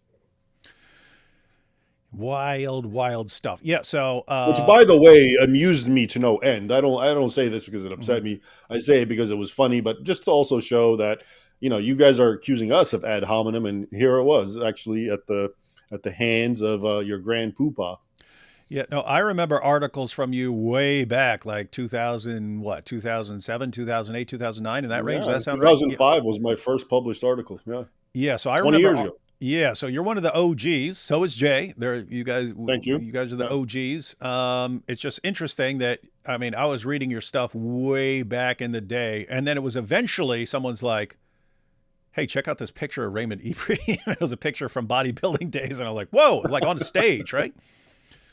You were on a stage at some point, right? Because I saw a picture of you on stage. One or two of those leaked out. Yeah, I was an actual competitive bodybuilder, but literally over 30 years ago, when I won the Mr. LA when I was 19. I'm 52 now, so kind of moved on. I still lift weights, but I don't bodybuild. Well, just know, everyone, the reason you can't trust Raymond Ibrahim is because his ultimate loyalty is to bodybuilding, and if he rejects the existence of Muhammad, that might interfere with his bodybuilding. He'd be laughed out of the gym or something like that. So that's a problem. That's something a no-mower would say. Yep, got to be something like that, right? Yeah. Let's see. Oil money is strong. Yep. That's Ooh. if you want to explain things, guys, it's the oil money. And then we have, if I had $1 million, I'd divide it into 3 and give Mel and Dr. J each a third. If God is for Mel and J, who can be against them? Trust God to bring the increase. Ooh, biblical language for Mel and J, right? Yeah. If God is for Mel and J, who can be against them? And how did we prove God is for them again? Yeah, because said I mean, so. yeah, they got the awesome arguments about Jesus being Mahmad in Song of Solomon's, and all the church fathers. Right. They're all saying this, even though none of them did. But evidence, schmevidence. You just have to accept it and believe. And if you question it, you're evil. Everyone. Yeah, you're just a blasphemer. All right, let's see. It is sad how 4 personalities, with 2 out of them hiding their faces. He's talking about Jai and DOC. Hey, do you know why Jai and DOC hide their faces? Because DOC, daughter of Christ, is an ex-Muslim, and her family, well, she lives in the UK, and she's got a family, and she hides her face. And so does Jai, her husband. They cover their faces. Why? Why might they do that if they're blasting away at Muhammad and the Quran, destroying every Muslim argument? They are my favorite 2 researchers on this stuff. Mary's another one of them. They are all awesome researchers. They are wreaking havoc on Dawa. Why might Jai and DOC hide their faces? Because they don't believe that Muhammad didn't exist. Yeah. So, I mean, just think about this. They're hiding their faces because Muslims would kill them. Why would Muslims? Because they are wreaking havoc on Islam. But I thought what we're doing is ineffective, and that we should all just be saying Muhammad didn't exist, and then we'd all be fine. Saying it to Christians too, not Muslims. Yeah, they're actually criticizing people who are putting their lives on the line and don't want to make it easy for Muslims to recognize them in the streets. Yeah, shame on Jai and DOC. It is sad how 4 personalities, with 2 out of them hiding their faces, attack 2 academics. I just have to point out, Jai and DOC posted their critiques, and they hide their faces, but they posted their critiques, and Jay instantly backed off, and then Mel started going, I never said that. And then Jay said, oh yeah, and then he gaslit everyone and said, oh yeah, we backed off that point. So what is this? The two people hiding their faces were correct. And so Ray, I really don't understand this. Jay Smith and Mel are these champion academics. Why should you listen to someone else? The other people were right and they were wrong. They were saying for years, they were saying things that are false, and they got corrected by 2 people hiding their faces. What are you saying? That the people who are hiding their faces, even though they were telling the truth and were correct, we shouldn't listen to them. Instead, we should listen to the people who were saying things that were demonstrably false and were exposed, and they had to reject them. You should still believe them anyway. Are you insane? You're trying to unravel Nommo mentalities, man. Don't even bother. It's impossible. You're entering a realm of madness. That's what I mean. And they object to us calling this a cult. You're a cult. You're saying we're loyal to particular people and we don't care about the truth, and we don't care if they can be exposed like demonstrably for what they're saying. We don't care about all that. Our loyalty is to Jay and Mel, even if they're saying, that's faith. That's faith. That's a cult. That's a cult where Jay Smith, have more experience dealing with Islam than they are alive. Well, what's his excuse for getting so many things completely wrong? Not to mention R.A., who definitely needs to start eating salad. I don't know who this is. Who's R.A.? I don't know. And TMM,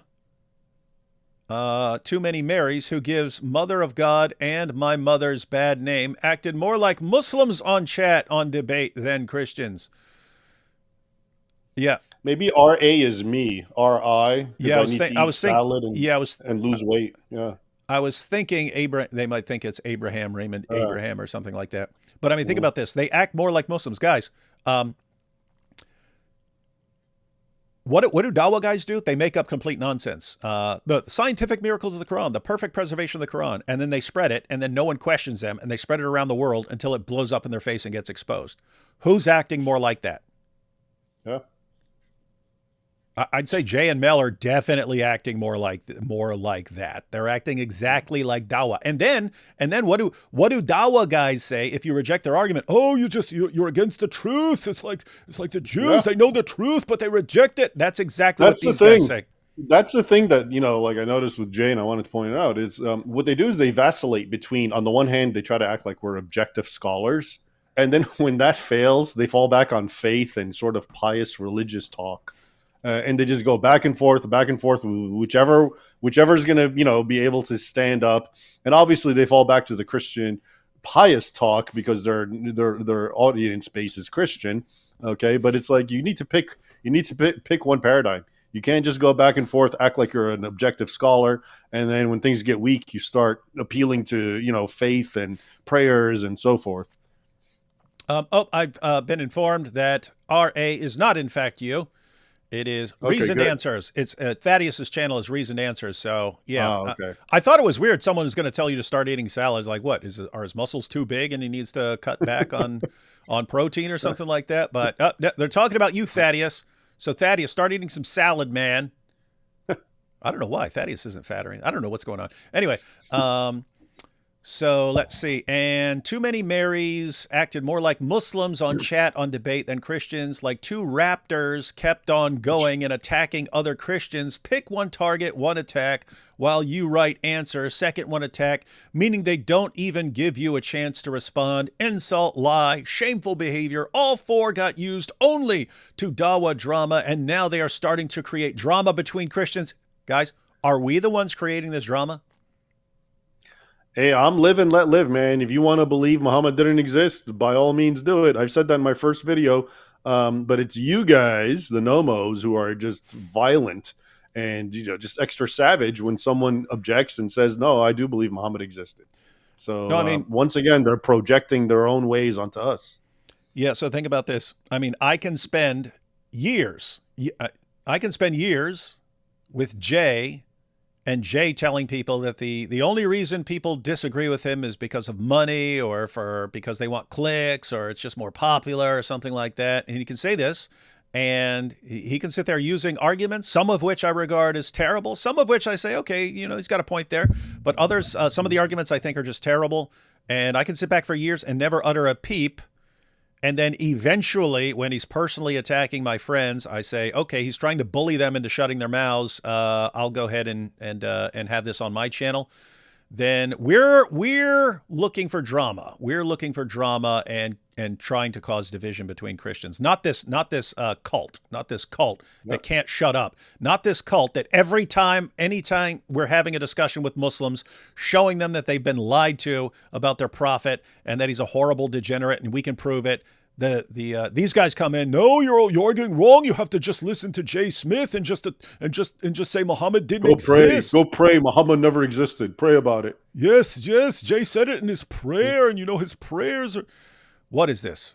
Anyway, stick with Dawa. I am a Catholic. Don't know what denomination. Mel. Jay is Protestant, and we're all working together here. Yeah, Jay and Mel just scream working together. Guess what? They're not working together anymore already. Just think about this, everyone. Matter of fact, let me put myself back on the screen because I want people. This is an important point. This is a seriously important. I'm Catholic. Don't know what denomination Mel is. Jay is Protestant, and we are all working together here. No drama, no crap. That four want division. Jai and DOC should stick with one shtick, and that is to translate Arabic. Actually, I only got one more slide, so let's go ahead and get this. I think some apologists just hungry for views. I see new short response from Jai and DOC for this video. They clearly only want to chase Jay mistake and not interested with the argument itself. Jay and Mel, in other hand, bring all objection, answer it in 2 hours, bring the data and admit that they make some mistake and clarify it. Keep it up, Jay, Mel, and team. Don't be distracted by some narcissistic apologist, now, if you disagree with them, you're just a clear narcissist. Yet another projection. Yeah, I just want to point this out. And guys, if you don't pay attention to anything I said for this entire live stream. Pay attention to this part. Pay attention to this part, because this is serious stuff here. Jay's been saying this stuff for years, and he's been getting fed this stuff by Mel. And wherever Jay goes, it'll be an entire audience of Christians, and they'll eat it all up and be giving standing ovations and stuff like that. Meanwhile, a bunch of what he was saying was complete, made-up nonsense. It never crossed people's minds to actually look up what he's saying. They just believed it, right?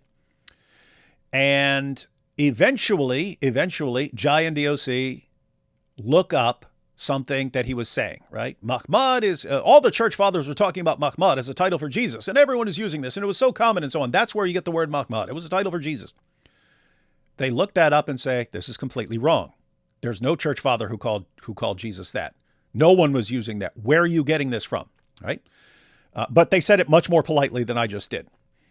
And then Jay's going around, and even the Jews, they used Mahmad. Mahmad ben Uziel. Mahmad ben David. Mahmad. They're all using Mahmad. Jai and DOC, look it up.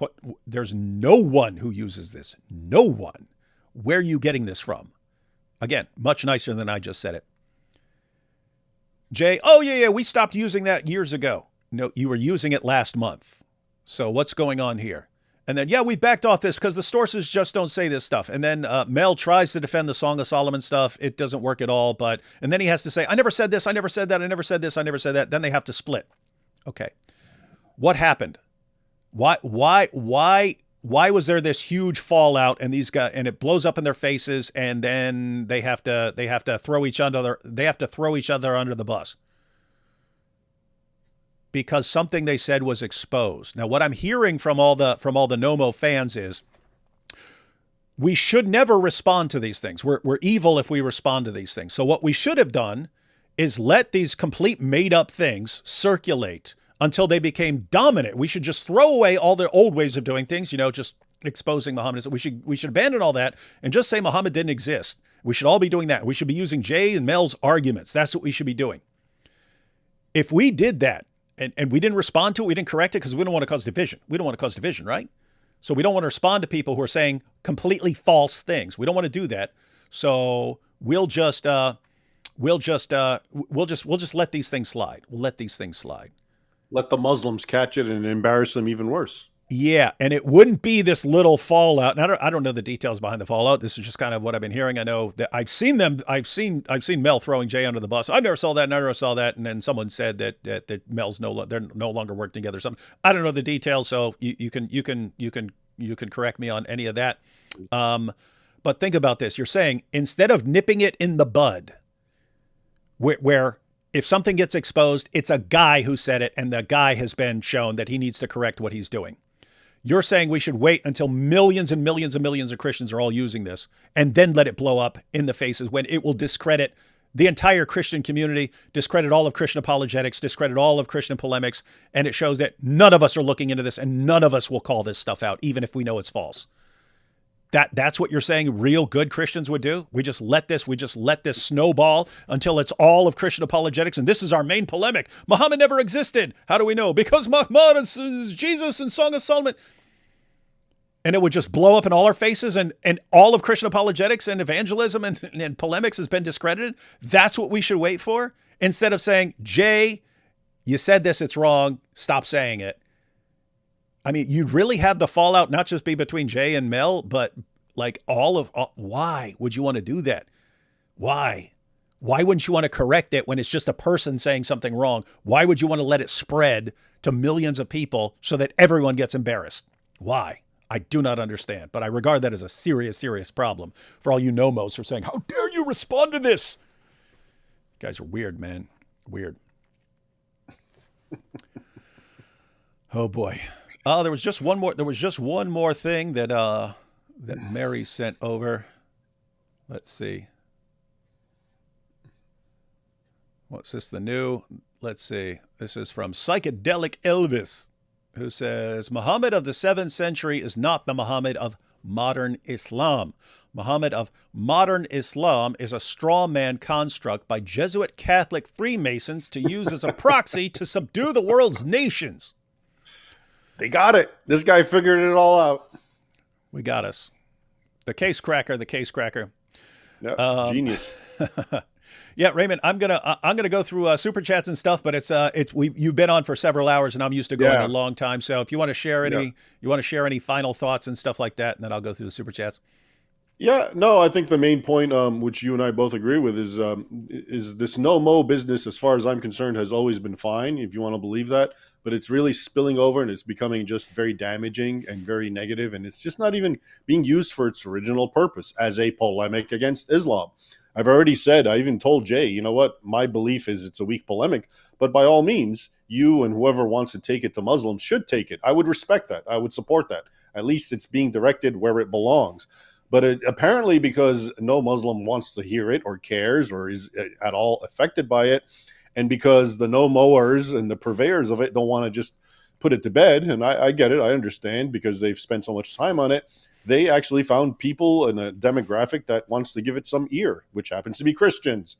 So they've gone there, and they're welcomed, and it's growing into sort of cult, and yet it's not doing what it was originally made to do, which is to actually try to undermine Islam, because it's being shared only amongst non-Muslims, specifically Christians. And all that really does is, all it really does is undermine things, because when you believe Muhammad didn't exist, guess what? You're not going to take him seriously. You're not going to want to learn about his life. You're not going to understand how Muslims learn through his pattern, the continuities from his lifetime all the way until our time. All this is important stuff, So you actually become intellectually disarmed, and you throw away, like we were saying, you throw away all the tools that non-Muslims have against Islam. And then on top of it all, it's bad enough you've done that to yourself. Then your number one mission is to go around yelling at other Christians about how they also have to stop believing in Muhammad, because somehow that's going to make Islam go away, because we're all going to stop believing in Muhammad and pray, and then that's it. Islam's going to die. So my point is, I wish it had some, when you share it with non-Muslims, it does nothing but actually create mischief, in my opinion. Mm-hmm. And I'm putting it mildly. Okay. So if anyone wants to use it as what it was intended for, as a polemic against Islam, but just, using it and amongst the demographic that wants to hear this, which is non-Muslims and Christians, and then thinking you won and exploiting that demographic because, now you're validated. You're really not thinking about the repercussions of what this is really doing. It's doing the exact opposite of what it would do if you share it with Muslims. You share it with Muslims, possibly it could have some beneficial impact on Islam. But when you share it with non-Muslims, it's the exact opposite. It creates confusion, it creates discord, and it creates intellectual disarmament, because you now jettison and throw away all of our original tools against Islam. That is to say, as I called it, Islam's Achilles heel, Muhammad and his life. Mm-hmm. And I'll end it there. Thanks for the opportunity, David, and I'll see you all later. All right. Go continue defending the existence of Muhammad and getting really, really well paid for that. Yeah, as I always do. All right. Take care. Right. Thanks, brother. Catch you next time. Yeah, sure. Yep. Bye. All right, everyone. So yeah, my sort of final thoughts on that, and we'll go through the super chats. Is if you wanna run the non-existence of Muhammad as a polemic, you've never heard me complain about that. You've only heard me support the idea of doing that. Just don't combine your idea that you have this great polemic. Don't combine that with anyone who disagrees with you must be getting paid, or anyone who disagrees with you must just be in it for attention, or anyone who disagrees with you must be in it for this or that or something like that. Because then you are setting up your followers, whatever your intentions are. Your followers are going to regard the people who disagree with you as evil. And if you're intending that, then you have then you're basically becoming a cult leader intentionally. And if you don't intend that, well, you're not realizing what you're actually doing. But you will be causing massive division, because this won't be, hey, these other people disagree with me because we just disagree about the conclusions on the evidence. It's they disagree with me because they're evil. And that is what we do not need in apologetics and polemics. And all you no-mowers, you no-mo cult, You can cry me a river all day long if you don't like me saying that. Keep running your mouths, because this stuff is not easy to, I mean, this is not difficult to expose what you guys are doing. And just think about it. If you guys hadn't been running your mouth, we might not even be responding to Jay right now. There might not even be the Jay and Mel throwing each other under the bus and stuff. It might not be any of that right now. If you guys hadn't come over and kept running your mouths, no, here's how you have to do it. This is the only way to do it. Islam's biggest weakness by far is the embarrassing life of Muhammad. To say, oh, thanks, we don't have to deal with that anymore. We could just say Muhammad didn't exist. We've had the avalanche of apostasy. Here we are right in the middle of the avalanche of apostasy. Dawa is crumbling. It's difficult to find a Muslim willing to defend Muhammad anywhere on the planet. It is difficult to find a Muslim willing to actually engage on information about Muhammad. We're told we need to abandon all that and just start arguing that Muhammad never existed. And Jay's theory is Muslims are so scared of this material. They're so terrified of people arguing that Muhammad didn't exist.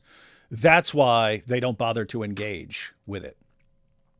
There's a kind of little, there's a little kernel of truth in that Muslims will try to avoid responding to something as long as they can.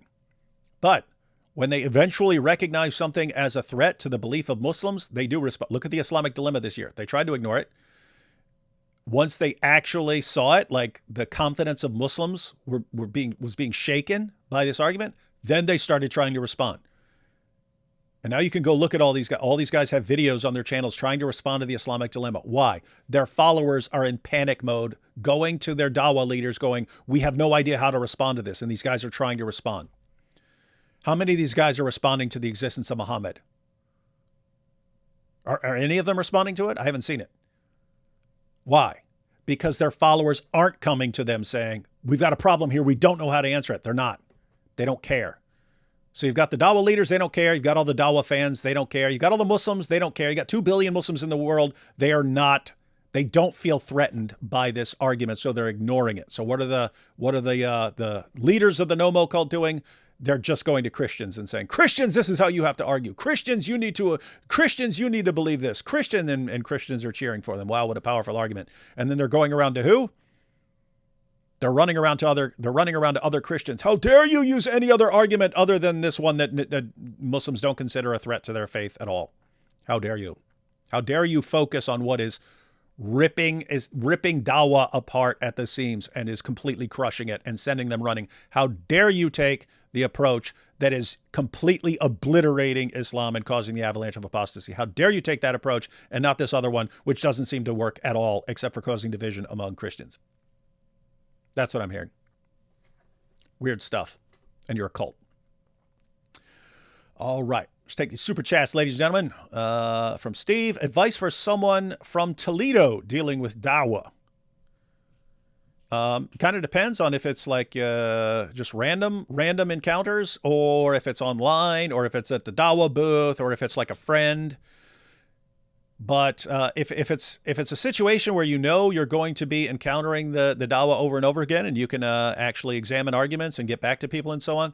I have a video. If one of the mods wants to share it in the chat, you have to look it up.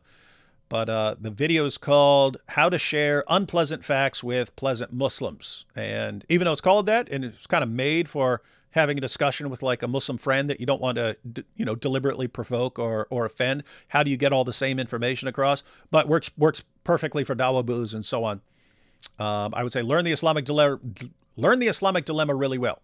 Check out our videos on the topic. Learn that really well. That's pretty valuable for every situation. But yeah, check out that video. Got good stuff in it. My advice would be there. Do they explain who's in the Prophet's mosque in Medina? I don't know about its history. I mean, so supposedly Muhammad is buried in the mosque in Medina. How would they explain that? I would guess they just say it's not Muhammad and that's a later fabrication and we don't know who's in there. I mean, following Jay, no, this is Jesus. Jesus is buried in there, since everything goes back to Jesus, apparently. So what I'm hearing you say, you are doing this for the money. So here you go. Thank you. Thank you, Joseph, for giving me the money. This encourages me to continue defending the existence of Muhammad. Without everyone's donations, I'd be forced to conclude that Muhammad didn't exist, because, you know, Song of Solomon, guys. Don't know Jay, but the ear seems apt from this. Yeah, and not just him. I mean, the people who are listening as well. And it's something easy. It's something easy to do, ladies and gentlemen. I don't want to completely. I don't want to attack the listeners and say, "Hey, you guys are so stupid." You tend to trust people, and if it's one of the OGs, you've been hearing about Jay Smith for so many years, you would think you can trust it. And he says it with such confidence. You think, "Hey, this information is good as gold." So pretty natural to think you're getting reliable information. Now you've seen most charitable interpretation is that Jay is extremely sloppy with some of his arguments. And he sounds really confident in things he should have no confidence in because they're false. They're not true. So that would mean you can still listen to Jay, but you need to check everything he says. You need to look it up, like critically. My Exilarch ancestors beg to differ, Jay. Hey, it's Mahmad bin Ashmaze here. I may not be a smart man, but I know enough not to confuse Muslims with even more convoluted information. Yeah, I mean, it is hard enough to get them to understand your prophet had sex with his adopted son's wife after he caused the divorce by lusting after her. And then look at these completely idiotic defenses of this that we find in the Muslim sources. How can you believe in that guy? Takes a lot of time for them to get that. So what do you? Oh, but the Exilarchs, blah blah. Okay, yeah, that's going to be powerful. And it just sucks. But a lot of the listeners you're targeting with information are the product of 40 generations of first cousin marriage. I don't think it's going to work. The Dome of the Rock claim must be false. Mahmad can't be a title. Arabic titles have definite article al first, right? This Mahmad is a name or proper noun. Yeah, we'd have to get some feedback from Jai and DOC on that.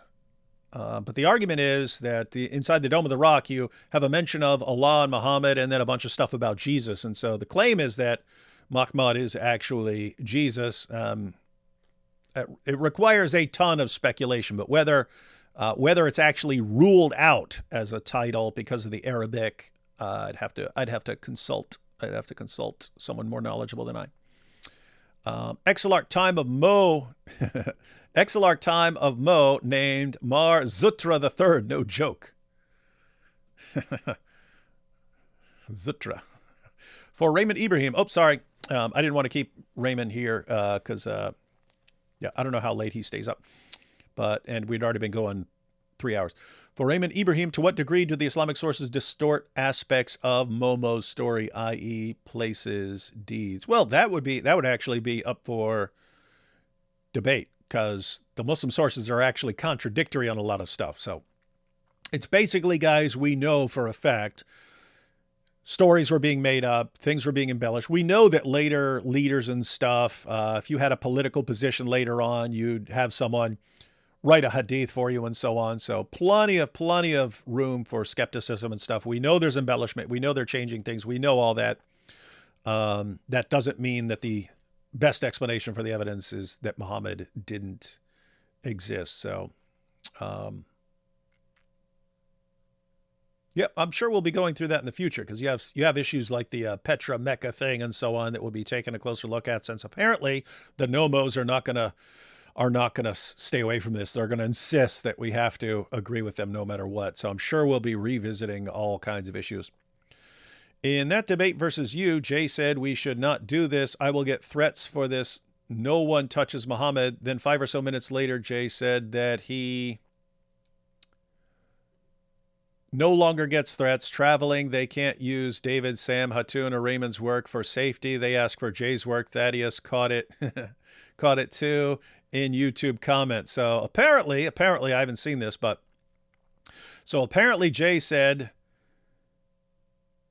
that the truth about Muhammad not existing is going to get them in trouble. And then he turned around and said, hey, he doesn't get threats since he's been arguing this. And so it's much safer to argue Muhammad didn't exist than to argue the way we do, blasting away at Muhammad. And so it's a superior approach. So yeah, that would be, I haven't seen it, but that would be an interesting contradiction. And it would sound like someone who's just making things up as he's going along. This situation is unfortunate, makes me question everything I've watched from Jay Smith before, including everything he does, Sierra International. That's kind of the issue. And that's why, and this would be the important takeaway for Jay. And I don't know if he's going to watch this entire long live stream, but if you get a chance to talk to Jay, this would be important. When you say everything with the same level of confidence, even if you're saying something that's completely made up, like Jesus was called Mahmad, even if you're, I mean, if you say that with the same level of confidence, then when someone eventually looks up something and it's not there, it's all made up, that calls into question everything else you've said. Calls into question everything else you've said. And that's why when this sort of thing happens, you have to stop it with one or two people, and one of the two people who are spreading this, and not let it become the dominant position. Then it just blows up in everyone's faces, and then everyone, all of Christian apologetics is called into question. Because keep in mind, guys, this is exactly what happened in Dawa. It's exactly what happened in Dawa, right? Someone at some point made, I don't even know who, someone at some point made up a lie, a flat out lie about perfect preservation of the Quran, right down to the dot, right down to the letter. Then that spreads for decades. For decades, that complete lie spreads. Tons of Muslims believe the lie. Hundreds of millions of Muslims believed the lie. The leaders didn't call them out because this is becoming like super important to people's faith. This is a miracle of Islam. This supports our religion. You call it out, you're threatening their faith in Islam. So the leaders just kept quiet about it, even though it was a lie, and they knew it was a lie. Talking about the actual people who know the history of the Quran. They knew this was a lie, and they let it spread anyway, because they didn't want to be the ones who shake the faith of Muslims. What happens? Well, the truth eventually comes out. And it's not just the people who are spreading the lie. Even the people who are keeping their mouths closed, they're all complicit. It's like, okay, there are the people who are actually lying, and there are the people who wouldn't speak out against the lie. We don't trust any of you guys anymore. Do not tell us anything about your religion. We don't trust you. You're liars, or you're people who allow lies to spread. But we don't trust any of you guys anymore. Is that where we're supposed to make Christian apologetics like that? Christian polemics? Bad idea. Bad idea. Trust is important, guys. Trust is important. And that means you need to be careful in what you share. Alan says, thank you, Raymond, for exposing the Al-Zut story. Yes, he deserves the credit for that. David Wood on Mark Gagnon's podcast would slap. Don't know who that is, but so I don't know if it would slap or not. Boom! Raymond said Muhammad was the Achilles heel of Islam. Achilles never existed. Checkmate. Yes, that's powerful. Would not surprise me for Mel to be using that as a response. Nate Sala, debate masterclass, learned Aristotle, debate rhetoric. We can have ethos, logos, and pathos. Jay used only pathos. Yeah, I haven't seen Jay's recent stuff, so I wouldn't know. All I've seen the clips that we've covered in live streams. Stop trying to shut him down, David. Gosh darn you. Yes, I apologize for constantly trying to shut down Jay. You gosh darn heckler. I know, shame on me. David, you heckler. I apologize. I said I take it back, man. I'll stop trying to shut Jay down by responding to his cult. Looked into Islam in Portugal. I'm from the Azores archipelago, but still a Portuguese Christian and heartbroken. We should be united in concern, not divided by Nommo, yes, Mo, irrelevant. Well, we're not the ones who decided to cause division over this, Anna. We're the ones who are responding to some dangerous stuff and some complete made-up stuff spreading. So we ultimately have to protect. We are here to guard the truth, and it is not a good idea to let complete misinformation spread around the world. It becomes way more difficult to respond to after it spreads than it is to catch it at the beginning. And we're already in that situation. You can already expose stuff, and the very next day, people will be using it against me in the chat. And we can expose it again, and then the very next day, people are using the same stuff. That's what happens, because guess what? If something spreads to 5 million people, and then you do a live stream responding to it, and several thousand people watch it, guess what? You're still dealing with a ton of people who don't know the refutation. It gets very hard to respond to when it spreads. And so, got to respond now. This is Jay's work for over 10 years. It's hard to spend so much time to just then say it was a waste over 10 years of my life for nothing. That's true. And if I were like Jay and I wanted to ascribe diabolical motives to anyone who disagreed with me, I'd say, yes, Jay has a terrible argument and it's based on a bunch of nonsense, but he can't back off now because he's got 10 years invested in it. But I wouldn't say that. I'm assuming that he actually believes this stuff. You wonder why he has to use complete made-up nonsense to defend it if he thinks it's true. Yeah, ding, dadden, bing, bong, flipper. Oh, yeah, that's still Giovanni making fun of me, attacking me for criticizing Jay. You and Rob were cordial, respectful, and friendly equals exemplary. Robert Spencer? Yeah. No, again, Robert doesn't argue like this. I mean, he'll argue that Muhammad didn't exist, but he doesn't like, oh, you disagree with me, so you're actually doing it because you're getting paid by Jews or something like that. Daughter of the Most High says, maybe the Nommo narrative people are so willing to believe is because it's easier not to work to refute Islam. They can say, he didn't exist. Why should I answer any questions about him? What do you think? That might, at a psychological level, it might just be, no, I think it's more along the lines of like, again, it's like the reason conspiracy theories are appealing to people. It's you've got this special knowledge and other people don't. Something about that feels good to people. But also possible it does come across as, hey, you don't need to learn all this stuff and learn all these Muslim sources, and you could just say Muhammad didn't exist, and you can just sit back and play skeptic, right? That would be a parallel. I brought up a parallel earlier, but a parallel with like the new atheism, right? Did the average new atheist go out and study cosmology and fine-tuning and the origin of life and the history of Jesus? No, they were trained to just sit back and say, burden of proof is on you. I'm going to play skeptic. That's no proof. That's no proof. Oh, you're arguing this? That's no proof. Oh, that's not enough to persuade me. Again, which any idiot can be taught to do that. But guess what? That's part of why it's appealing. It's fun playing skeptic. It's fun playing skeptic and saying, prove this to me. Prove it to me. Prove what you're saying to me. But I'm not going to believe anything you say. It's easy and anyone can do it and it's fun. So not surprising that that becomes popular. New hadith. Once the young boy Mo went to the market with his buddy Didgu. The merchant accused them of theft and asked who was the mastermind. Mo threw his buddy under the caravan. It was Digu's. Oh, Digu's. I get it. I get it. Should use a J there. Obviously, both these guys have been bought by the shame industrial complex, pushing the principle of embarrassment drug onto the population. That's true. But I don't know why you're exposing us for that. Thank you, David. David, thank you for all you do. Yep, that's what I'm here for. Separate from the question of religion, Raymond, what are your opinions relating to indigenous rights of Jews, Copts, Assyrians under Arab colonialism? Well, he's not here anymore. We'll have to send him that comment or read his books. I'm glad this J. Smith thing happened. People need to see that we as Christians won't hesitate to check those who alongside us seek to polemicize against Islam.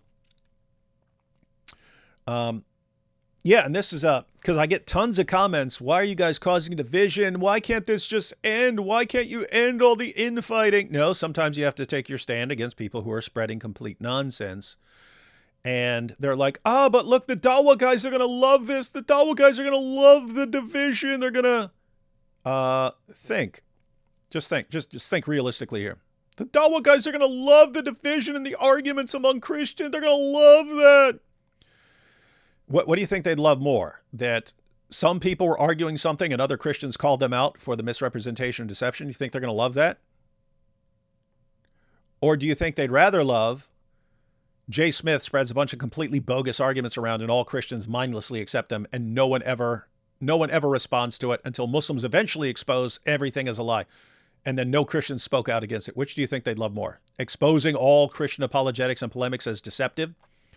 Or, yeah, someone argued something and Christians instantly, unlike the Dawa guys, Christians called him out for it and exposed the misrepresentation and deception. So yeah, guess what? Someone spreads a bunch of nonsense. You're just in a bad situation where there are going to be some consequences of that. Decide which consequences you want, like just completely destroy the credibility of Christians, or one guy or a couple guys have to answer for some things, but other people are calling them out. I would much rather have the second one, because that's why we're different from Dawa guys. Hi guys, appreciate what you're doing. Any thoughts on UK about civil war in Islam and recent pushback? No, I've been saying for years, David, is Islam going to take over the UK? No, I don't believe it's going to take over the UK. I don't believe it's going to take over Germany. I don't think it's going to take over France. I think eventually Islam will push enough buttons that people actually rise up against it. The point is, the longer that's put off dealing with Islam, keep in mind, you could have dealt with Islam completely peacefully. You can deal with it almost completely peacefully right now. I mean, think if everyone in Europe started blasting away at Muhammad and exposing Muhammad, and everywhere you go, you find out about more embarrassing stuff about Muhammad, what Muslims are going to want to move there? Hey, I want to take my family, move to a place where we're going to be bombarded day and night about embarrassing material about Muhammad. And a lot of the problems will be dealt with there. You still have other things you have to deal with, and then you'll have more and more people leaving Islam, and Muslims are going to recognize this place is toxic for Islam. Instead, it's an Islamic paradise. We can go around banging people's 12-year-old little girls and stuff like this, and no one will even stop us. We can go around spouting complete idiotic nonsense everywhere we go. No one stops us.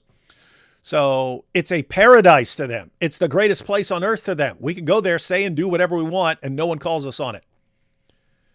Imagine if it was different, where one, you don't get away with any of this stuff. You don't get away with it, and people are just constantly blasting away at your prophet. Would make it a pretty toxic environment for Muslims. So that could happen anytime. And again, it's totally peaceful. But anyway, the point is, as far as the Civil War, yeah, the more you push this off to the next generation, the bloodier it's going to get. Because you're going to get to a point where, you can get to a point where you're not going to go around criticizing Muhammad because people will kill you for it, right? And so it becomes increasingly more dangerous the longer you put it off. But I think it will, regardless. I think people will eventually respond. It's just, you got people like me who are trying to deal with it peacefully while you can, and then somehow the good people are the ones who want to put it off until it becomes a bloodbath. The people want the bloodbath, they're the good guys, and people want to deal with it peacefully, we're the bad guys. Lebanese pastor here. Good work, guys. The Bible prophesied many antichrists denying the Son. A historical Muhammad matches that. Yeah, Muhammad is the actual perfect fulfillment of biblical prophecies about false prophets, right? So we're told, Jesus said, beware false prophets. They come to you in sheep's clothing, but inwardly they are ravening wolves. Muhammad is a perfect example of that. Muhammad came out, Jews, Christians, I'm on your side. Yeah, we're going to work together. We're all going to get along, and we're going to be against the polytheists. Few years later, you all have to be subjugated. Sheep's clothing, ravening wolf. And then you have, what is a false prophet's ultimate goal? What's he here for? Lead people away from the gospel. What's the gospel? Well, it includes three really important elements. Jesus died on the cross for sins, rose from the dead, and he's Lord. What does Islam deny? They grant all kinds of other things. Jesus is the Word of God. He's born of a virgin. He's the Messiah. He performed all these miracles. They're granting all these other things. What do they deny? The three core elements of the gospel. Is that a coincidence? No. You should be looking at that going, you are the most obvious false prophet in history, buddy. So it seems to fit really, really well with a false prophet. But it's easier to believe that he didn't exist, apparently. Have you heard of the Druze historian scholar Suleiman Bashir? He published works about the early history of Islam that were banned in some Muslim countries. I was close with a member of his family. Nope, not familiar with him. And that's actually interesting. I didn't know Druze. I didn't know Druze were kind of. I mean, it would make sense kind of where they are, but they've also had to kind of get along. So it kind of makes sense that. It kind of makes sense that Druze wouldn't be very polemical against Islam because they're in areas where that could be very dangerous. But no, I didn't know that there were Druze writing about that. Imagine if Nommos were tasked with the burden of proof for Father Abraham versus Mo is the dirtiest false prophet that ever existed. How much evidence for Abraham is there? And yeah, that's what Raymond was pointing out, that if you want to take this methodology and use it and go tell Muslims, hey, here's how we're rejecting the existence of your prophet. You got to be consistent. You got to be consistent and let them apply that methodology as well. Giovanni said, donate to Thad, y'all. Oh, yeah, guys, Thaddeus did lose his job for criticizing Islam. So his channel, Reasoned Answers, good channel to support. There you go. Check that out. D. Wood's track record speaks for itself. Say what you will. Yes, it shows that I'm just doing this for money. Is Raymond's favorite shirt color blue? If so, why? Certainly seems like it. I think we have to attack this evil ideology from all angles. Yeah, that's why we've never had a problem with people arguing Muhammad didn't exist. We just have to make sure we've crossed T's and dotted I's. Otherwise, the Muslims will be punching holes in our narratives, not just in the al-Zut sense. It's good you included that, not just in the al-Zut sense. But yeah, I'm all for attacking Islam from all angles. Just one, don't be using your approach to attack everyone else's approach and say everyone else is wrong. And make sure you're not giving bad arguments. Don't make stuff up. And if someone else makes something up, don't spread that nonsense. It's pretty low bar to set, right? Don't make stuff up and don't be attacking everyone else and saying everyone has to agree with you. But the Nommos can't even accept that. Raymond's ripped, but not as much as AP's Quran. I thought you were about to say not. I thought you were about to say something else. I thought you were say Raymond's ripped, but not as much as Muhammad on the night of al-Zut. Both those work though. Both those work. I can't believe when people poke at Jai and DOC for that. Yeah, I know. Are you serious? You're going to attack Jai and DOC for covering their faces in the UK when they are on the front lines of wrecking Islam? I spoke with Jay this past Sunday. His researcher, Mel, quit on Sunday. Also, Jay contradicts himself continually. He uses Early Islam by Karl-Heinz Oleg as his source for his arguments. Yeah, the stuff about Mahmad and I think about the coins. I think that's where Jay's. That's Jay's source apparently. And I'm gonna check that stuff out. Because I want to know basically. Like when I hear people using the arguments, it sounds terrible, but I don't know if if they missed something or they're presenting the argument poorly or they're misrepresenting the argument. So I actually want to check it out and see, what did he argue? In other words, is the source, is Karl Oleg book, is that actually bad? Does that contain terrible argumentation? Or does he contain good argumentation and other people just screwed it up when they were presenting it? So we'll check that out. You know how Muslims what? What are you talking about? And you know how Satan is represented by a goat? Yeah, coincidence? What's wrong with you, man? This is Islamophobic. David, I love your show. So you're the one.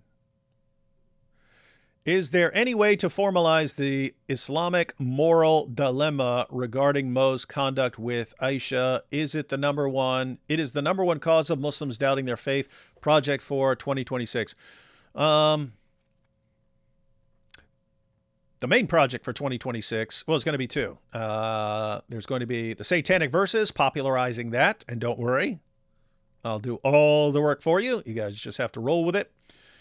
and Muhammad in the Bible. Muhammad in the Bible is going to be a big project because these guys have gotten increasingly deceptive. Now they don't just go, oh, Deuteronomy 18:18. Now they go, but this commentary, and if you connect it to what this church father said and what this guy over here and what this scholar said, and they make it increasingly convoluted, but way more difficult to examine because now you're quoting a bunch of other things that people don't have easy access to. So some of us are going to do the difficult work of going through every insane, idiotic, nonsensical, cherry-picking misrepresentation that these guys go through. And we're going to expose it all so that they have nothing else they can say. As far as like character of Muhammad, conduct of Muhammad stuff, we've been doing that. Just need to keep amping it up. And more people have been catching on to that stuff. So it's good stuff. Leave the tribalism for sports loyalty, not polemics. Quit telling me what to do, sketch therapy. But yeah, as far as the cult mentality of everyone has to do it our way. No, we don't. Not to be a conspiracy guy, but it seems like those encouraging this idea be put forward might actually want us to lose. Interesting to think about. Yeah, again, you could always have trolls who are encouraging the division and so on, but there are, I mean, look at the response when Jay's speaking, even if it's complete nonsense. The crowd loves it. So there are a ton of real believers. So I'm assuming that the people we're hearing from are true Nommoers, true believers in the Nommo movement. Donating because D. Wood is just in it for the cash. That's true. I don't know why you're saying just kidding. If I'm in it for the cash, then what do you think I'm doing this entire show for? Think I'm here? You think I'm here because I really care about Nommo, blah, blah. No. I know super chats will come in. Momo knew gangbang and not Bing Bang. Big Bang is the proof. Hang on, I got to screenshot that. I'm about to respond to Lily J. Maybe this week. If it's not this week, it'll be next week. But her argument that Muhammad is in that the Quran talks about the Big Bang. All you have to do is read the verse and have any clue what the Big Bang is to know how stupid that claim is. But if I can figure out a way to put I don't know. I don't know if I can insert this joke, and certainly not the way Al Zut inserted things. But we'll see. We'll see. I don't know if this joke would be too much for an otherwise nice video correcting a stupid argument. Drew says, I think Jay's Nommo method is too complex and makes us look dishonest.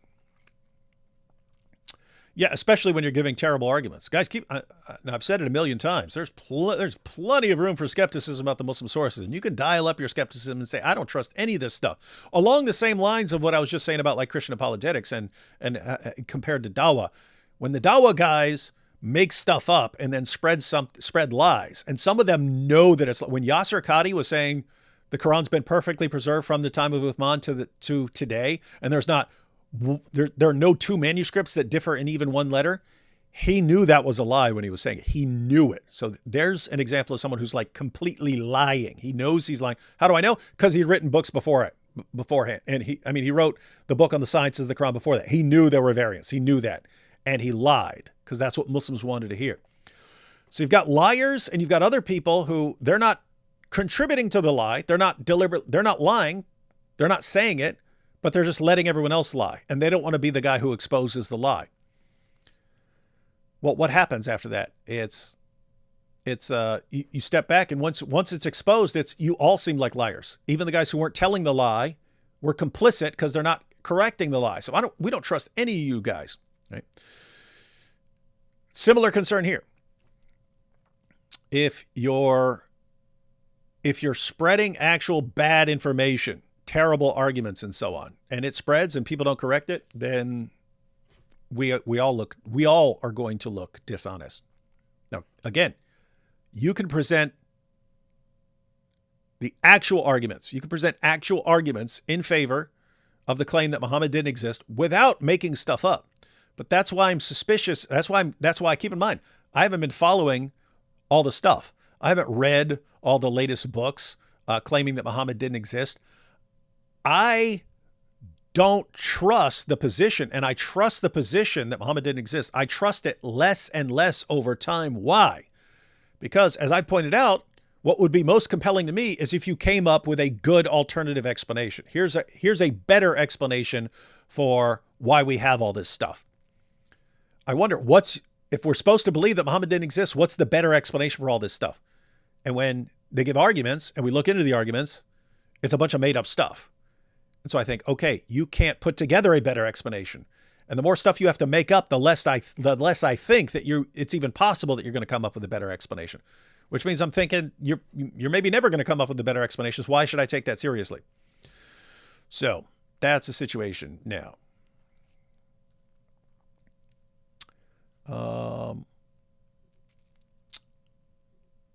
Paul withstood Peter to his face, biblical period. Yeah, that's important to note for all the people who, hey, just deal with this stuff behind the scenes and so on. It depends on the situation. If Peter had sinned against Paul and done something mean to Paul, then what should Paul do? He should go to Peter and talk about that. No need to expose it. No need to expose it if it's at that level. What if Peter refuses to repent? Well, then, okay, go get a couple more people. Then you can eventually make it clear what Peter's done. But that sort of thing you would try to deal with behind the scenes. If someone spreads complete nonsense to 1 million, 2 million, 3 million people, that is not a private matter between two people anymore. If you want to respond to that, you have to respond to it publicly because it needs to be corrected publicly. And what happened when Peter was spreading a bad example by breaking fellowship with Gentile believers, Paul corrected him in front of everyone. Paul called him out and rebuked him in front of everyone. Why? Because it had affected everyone. Everyone had seen it. So, yeah. UK is in a bad way, mass migration. Yeah, oh yeah. UK is in a really, really, really bad way. Yep. Here is the money that we agreed on. Thank you for your service, Agent D. Wood. We'll be in touch. Love you, D. Wood. Say hi to me. AP, men of Al-Zut took him. Yes, the Al-Zut managed to capture AP. Fortunately, they're just holding for ransom. They're not going to do anything messed up to him like they did to Muhammad. But thank you for the money. I will just give me my latest talking points that I'm supposed to defend. We need Al-Zut song from AP and Al-Zut merch ASAP. Yeah, trying to figure out. Hey, guys. Oh, I should make a separate video. Because people do come up with hilarious recommendations for various things. I should probably ask, hey, what would be a funny way to have Al-Zut, have something about Al-Zut on a shirt that people can wear around? Because keep in mind, be a great conversation starter. You're standing in line at the grocery store and people are like, hey, what's up with that Al-Zut stuff, man? What's Al-Zut? What is that? Oh, glad you asked. I'll tell you all about the night of Al-Zut. Then people will be shocked. Muslim trannies with tattooed eyes are repenting. Yep. Because of finding out that Muhammad didn't exist. It's powerful stuff. I mean, with stuff like the Islamic Dilemma and others, you don't need to resort to stuff like Muhammad myth or stuff. It's more damaging to Islam if Muhammad actually did exist and behaved as history says he did.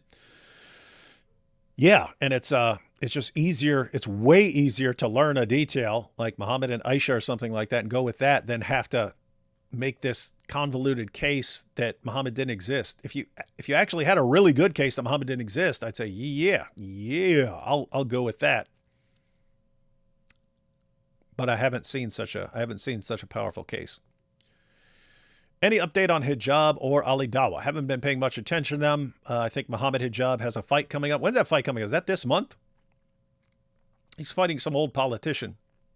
He's probably get beat by the old politician because hijab is slow. So anyone with some serious speed, and hijab has a glass jaw. I don't know if you guys we've talked about it before. There's some like old guy at some rally, some like 75-year-old dude tags him in the jaw, and hijab looked like he was about to fall over. His knees buckled, and he had to be like steadied by people escorting him out of there. But yeah, so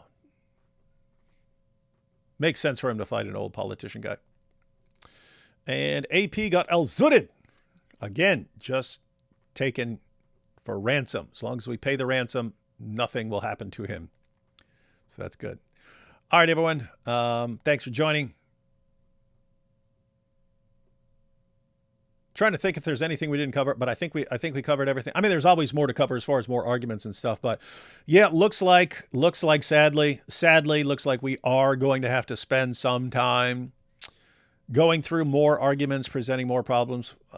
We've done this mainly in some long live streams, so we're going to have to get some shorter videos that are more shareable. And I'm happy to grant wherever there's a point, wherever there's a valid point that the Nommos are using, happy to grant that is it's an important point. And they do have some important points. Some of the stuff is not good. Some of the stuff is not good arguments, and especially some of the stuff that Jay's been sharing for a while is just, it's either there are arguments that are just terrible and they're based on made up nonsense, or there are arguments where once you're informed of all the evidence, his evidence just isn't nearly as persuasive as he makes it sound. So Jay's the one who's been pushing this stuff, and Jay's the one who kind of got a cult following by portraying all of us as evil for rejecting his position, and then got his followers to go and just constantly harass us and so on. So it's kind of on him as far as the need to respond to it. But he wanted attention for this, wanted Christians to pay more attention to it. So fine, we will pay more attention to it, but I don't think it's going to go the way he thinks it's going to go. I think a lot of this stuff is about to be exposed. And if the result of the entire position was cult-like behavior and division and so on, it's good that it needs to be exposed. I just hope that Jay responds to correction as we all should be willing to, because guess what? We all screw up. We've all made bad arguments. We've all said bad things about other people that we shouldn't have, and so on at certain points. So that's just life. But Jay is one of the OGs. He's back in the day. He was he's one of the goats. He's one of the goats of this stuff, and he was the one holding it down at Speaker's Corner for decades. And he's one of the main reasons Christians are dominating at Speaker's Corner now. And so, I think he's in his 70s now. He's super sharp for someone in his 70s. If I make it to my 70s, because almost all the guys in my family die right around 50, which is about what I'm at now. I can almost guarantee you if I survive to my 70s, I will not be nearly as quick and sharp as Jay still is. He is still razor sharp in his intellect and so on. So, I mean, for all I know, this is a guy who could go on for another 20, he might be 100 years old still arguing. Just hope that he doesn't go out spouting a bunch of nonsense and attacking Christians and causing division. Want what's best for him, want what's best for everyone out there. But yeah, Jay needs to be way more careful than he's being, and he needs to stop whenever someone disagrees with him, automatically going with the worst possible interpretation of that person's actions. Like, what is the worst possible explanation for why this person disagrees with me? Oh, this person is jealous of my popularity, and therefore that's why this person is attacking me. Couldn't it be that the person disagrees with you and thinks that you're spreading really bad information because they looked it up and found out it's really bad information? Couldn't that be the explanation, Jay? Couldn't that be? So why not assume the best about your fellow Christians and so on? Again, it would be easy to attribute all sorts of terrible motives to, you could say, because, he really wants to cause division because he's being paid. He's being paid to stop the avalanche of apostasy, and he got paid. And he said, you know what, it would be easy to attribute things like that. Why would you want to do that? It's completely implausible. It's completely ridiculous to think that that's what Jay is doing. Why does Jay think that that's what everyone else is doing? It's pretty sick stuff. Needs to correct that. Two more. Is AP sailing with Greta Thunberg? Greta Thunberg dying to get another free sandwich. So trying that again. Chance of success, approximately 0%. Chance of her getting a sandwich at the end of it, I don't know, 80%. So we'll see what happens. And Elizabeth says, thank God for you, David. Blessings from Norway. Norway. I'm actually a quarter Norwegian. My grandma was Norwegian. She was actually the, I should make a video about her because she died a couple months ago, but she kind of didn't know what she was marrying into. She didn't know how dysfunctional basically my entire bloodline was. So she was a sweet lady who kind of got swept off her feet by the muscle-bound Green Beret stud who walked into town, who was my grandfather. And then she found out later what she had married into and stuff. But not a lot of families where everyone just seems to be just completely destroying themselves with drugs and alcohol and crime and so on. And everyone's just like, I mean, it would look like you're trying to destroy yourself if you were looking at what's gone on in my family and stuff like that. And there was one little nice Christian lady the entire time, constantly trying to hold people back from destroying themselves and so on. Anyway, so maybe there's hope for Norway because there was something definitely cool about my grandma. Anyway, all right, everyone. Catch you all next time. I'm not sure what's coming up. I should have a video out sometime tomorrow. I want to make a response to Tucker Carlson, who's become a pretty big fan of Islam recently. So we're going to check out some of that. Anyway, catch y'all next time. God bless you.